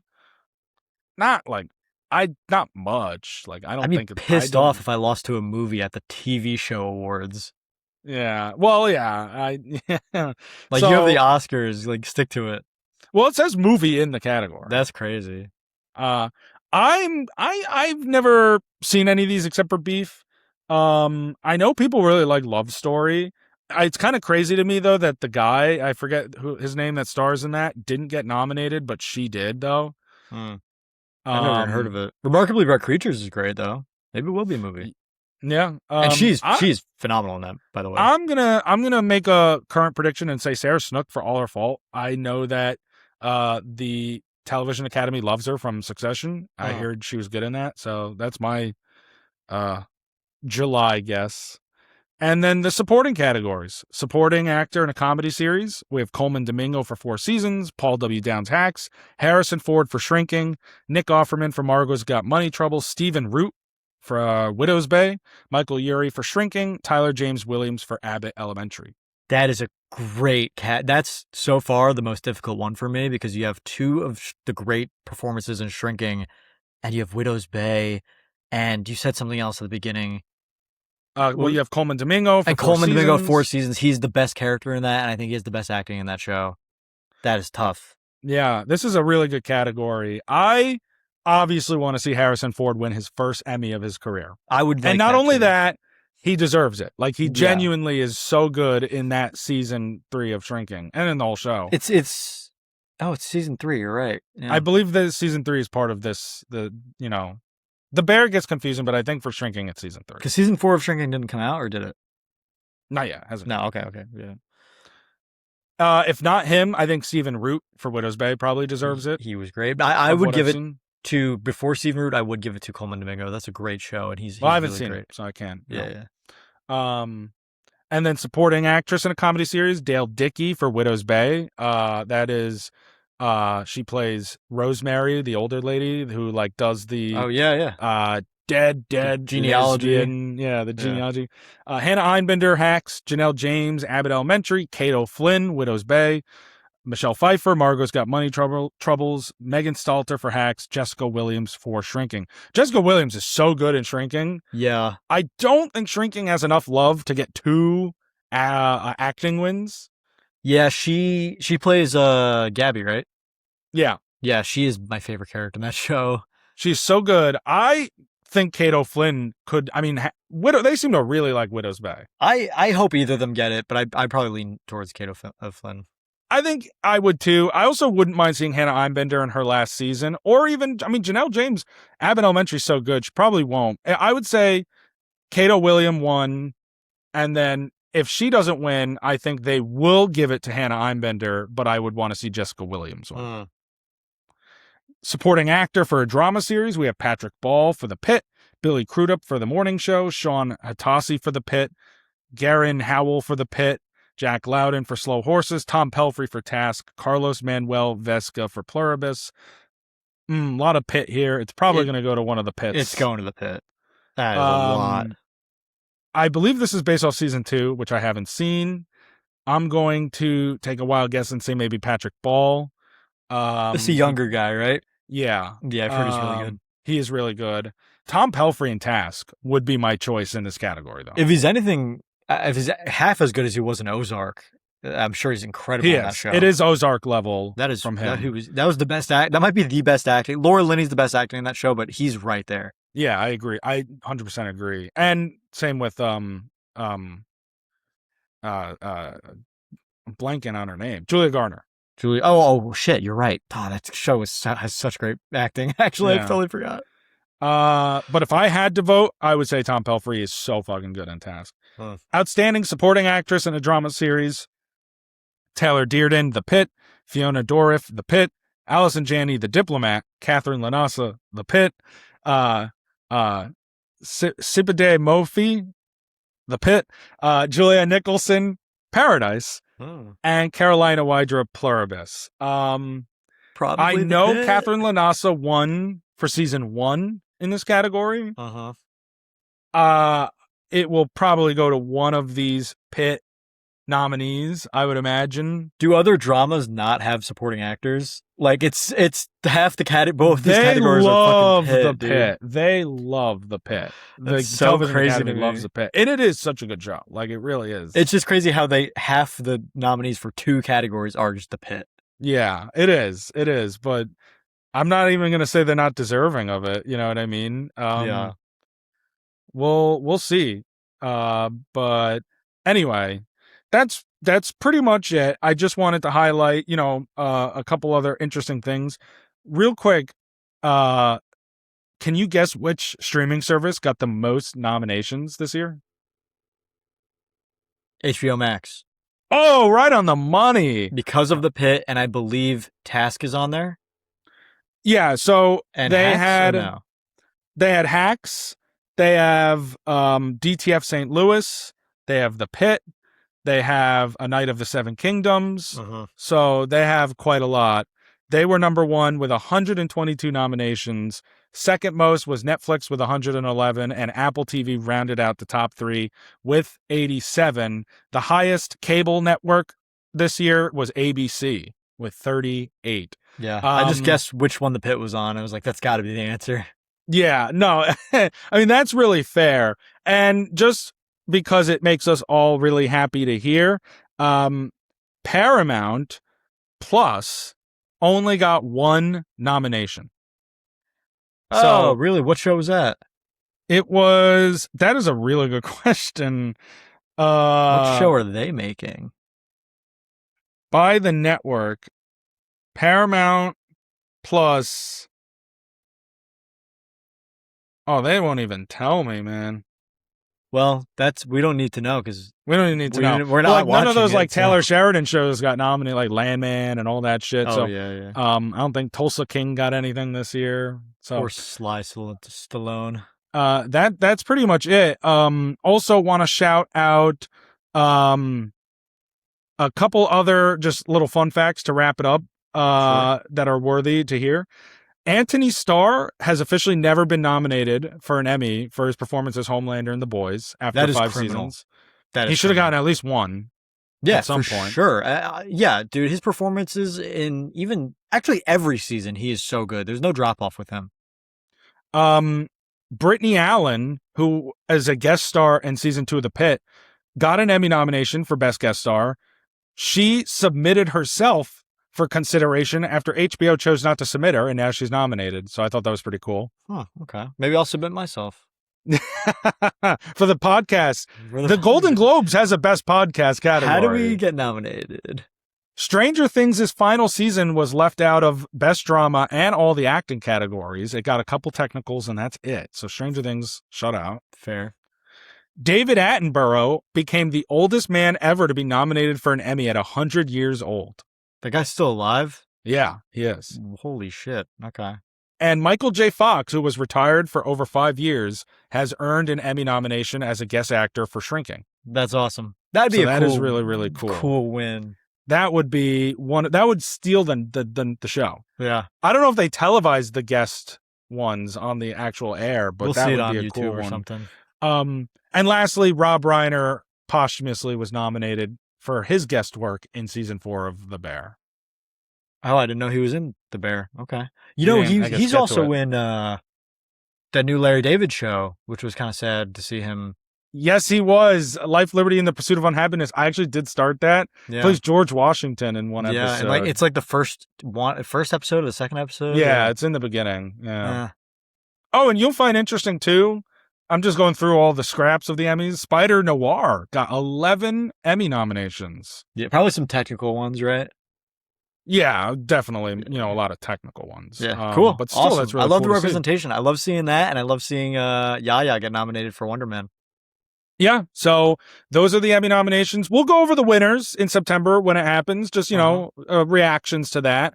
And I'll give final predictions to, all of the categories a little later in the summer. So that is the Emmys. Congrats to all the nominees. Big time in television. It's huge. We are going to end this episode off, as usual, with our seesaw. I'm going to start. I think I'll start us off. Something that I saw was Encanto. My girlfriend showed me Encanto a couple weeks ago, and I had never seen it. And I was like, it kind of looks like a generic musical Disney movie. And dude, that shit slaps. That shit was awesome. There's one song that has been stuck in my head the entire time. It's Luis's song, The Strong Lady. And it's all about her like crumbling down. Like it's so good when she starts losing her powers. Great, great movie. I loved Encanto. It's just so funny listening to John Leguizamo's voice. I'm like, that's Sid, bro. Like when I can't see it, he's an animated character. I'm like, that's Sid the Sloth. So that was a great movie. I loved Encanto. And something I want to see is I'm seeing opening night. You thought this was going to be last week's Seesaw. It is this week's Seesaw. Spider-Man Brand New Day. I'm getting loud for the people at home. Spider-Man Brand New Day comes out the day after. I'm seeing it the day after this episode drops. So by the time you're watching this, tomorrow I'm seeing Spider-Man. I'm so excited. If you follow us on TikTok, I've been dressing as Spider-Man for Halloween since I was like 2 years old. Fucking love Spider-Man. Obsessed with Spider-Man. I haven't been this excited for a Marvel movie since Spider-Man No Way Home. It's been 5 years. I'm so fucking excited. Spider-Man Brand New Day coming out in like 4 days. I can't wait. I want to ask you real quick then, since this is the last time we'll have an episode before it's out. Do you think you're going to like it more than The Odyssey? I've been... So this is my problem. So I said this right after watching The Odyssey. I went to my brother and I said, I kind of expected I was going to love The Odyssey. I knew I was going to love The Odyssey, but I thought I was going to love Spider-Man 2. And I'd be right in between. I'd be 6, 7 of them, you know, and I wouldn't know which one I'm going to like better. Then I watched The Odyssey, and it is one of my favorite movies of all time. I considered putting it in my Letterboxd top 4. It's a top 10 movie of all time for me. I don't think Spider-Man Brand New Day is going to be a top 10 movie of all time. I think it'll be a top 10 superhero movie of all time. I think it might be a top 5 superhero movie of all time. I don't think it'll be better than Spider-Man 2, which is my favorite superhero movie of all time and my second favorite movie of all time. So if I considered putting The Odyssey in my top 4, meaning that I still like Spider-Man 2 better, but Odyssey might be number 3 or 4, then I can't see Spider-Man Brand New Day, as much as I'll love it, I can't see Spider-Man Brand New Day being, me even consider putting it in my top 4. Because I think Spider-Man 2 will be better as a Spider-Man movie. That's totally fair. I'm open to the idea. I would love to be surprised and be like, this is my favorite movie of all time. I would absolutely adore that. But I just don't see it happening, unfortunately. But my mind is willing to change. The Odyssey was just too perfect of a movie. I'll be seeing Spider-Man over the weekend in Chicago. That'll be fun. Yeah, you will. What day are you going? Do you know yet? I think Sunday. Okay. I'll make sure to text you all the spoilers. I think Sunday. Yeah. All right. Something I saw recently. I watched it the other night. Obviously all the hype around One Battle After Another in the last year with PTA. So I checked out another PTA film I had never seen, Inherent Vice with Joaquin Phoenix. And basically it's like this weird, like 1970s, like murder mystery where everybody's high as shit in the movie, low key. Like the best review I saw for this movie is I've never seen a mystery where I've never seen a movie that just does not care about its own mystery. Like it's so busy, like with just other random shit going on. Like just the whole time you're like, what the fuck is going on? And the mystery itself, not all that interesting, but the film, despite being kind of long and convoluted, nevertheless was entertaining. Did you like this movie? It was entertaining. No, I gave it like a 7 out of 10. It was entertaining. Right. Joaquin Phoenix, very funny in this movie. Oh. Like he has this one scream that I've been thinking about ever since I saw it. So funny. It's a very PTA kind of movie, like the way he styles, shots, yeah. You could tell when you watch it. It's a really good cast, but a lot of them are underutilized, like Owen Wilson, Reese Witherspoon, Benicio del Toro, like a lot of really big names that you're like, oh, that's cool. And then they're just not in it much. They don't have a lot to do. And it's kind of like, oh, okay.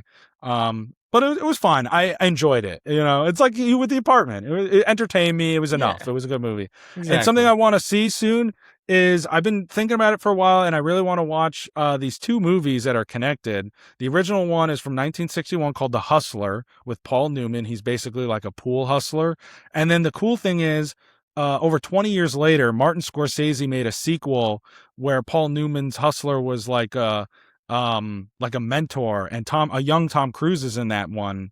And it's Tom Cruise and Martin Scorsese and Paul Newman in The Color of Money, which is now 40 years old this year. I didn't know they were connected. Those 2 movies are connected. So I that's something I plan on watching in the next month or so. I've been thinking about it. It's coming up on my list. I really want to see The Hustler and The Color of Money. It looks cool. That's awesome. That's a good Cruise and good Scorsese, scene. Man. Yeah, that's dynamic, bro. I love that.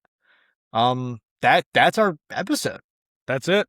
Well, thank you everyone for watching. Make sure you go follow us on social media at Box Office Dynasty. We're everywhere you can get your podcasts, everywhere you get our clips, Instagram, TikTok.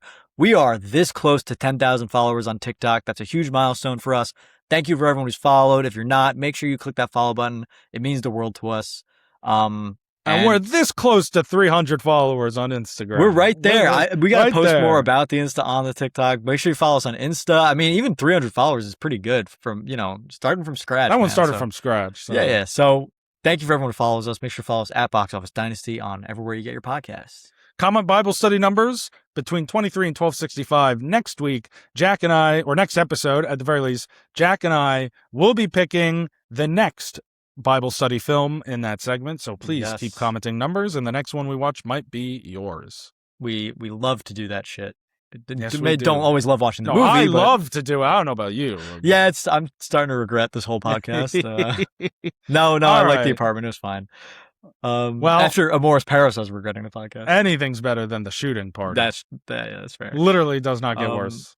Well, thank you guys. We love you, and can't wait to see some fucking Spider-Man soon. Holy shit.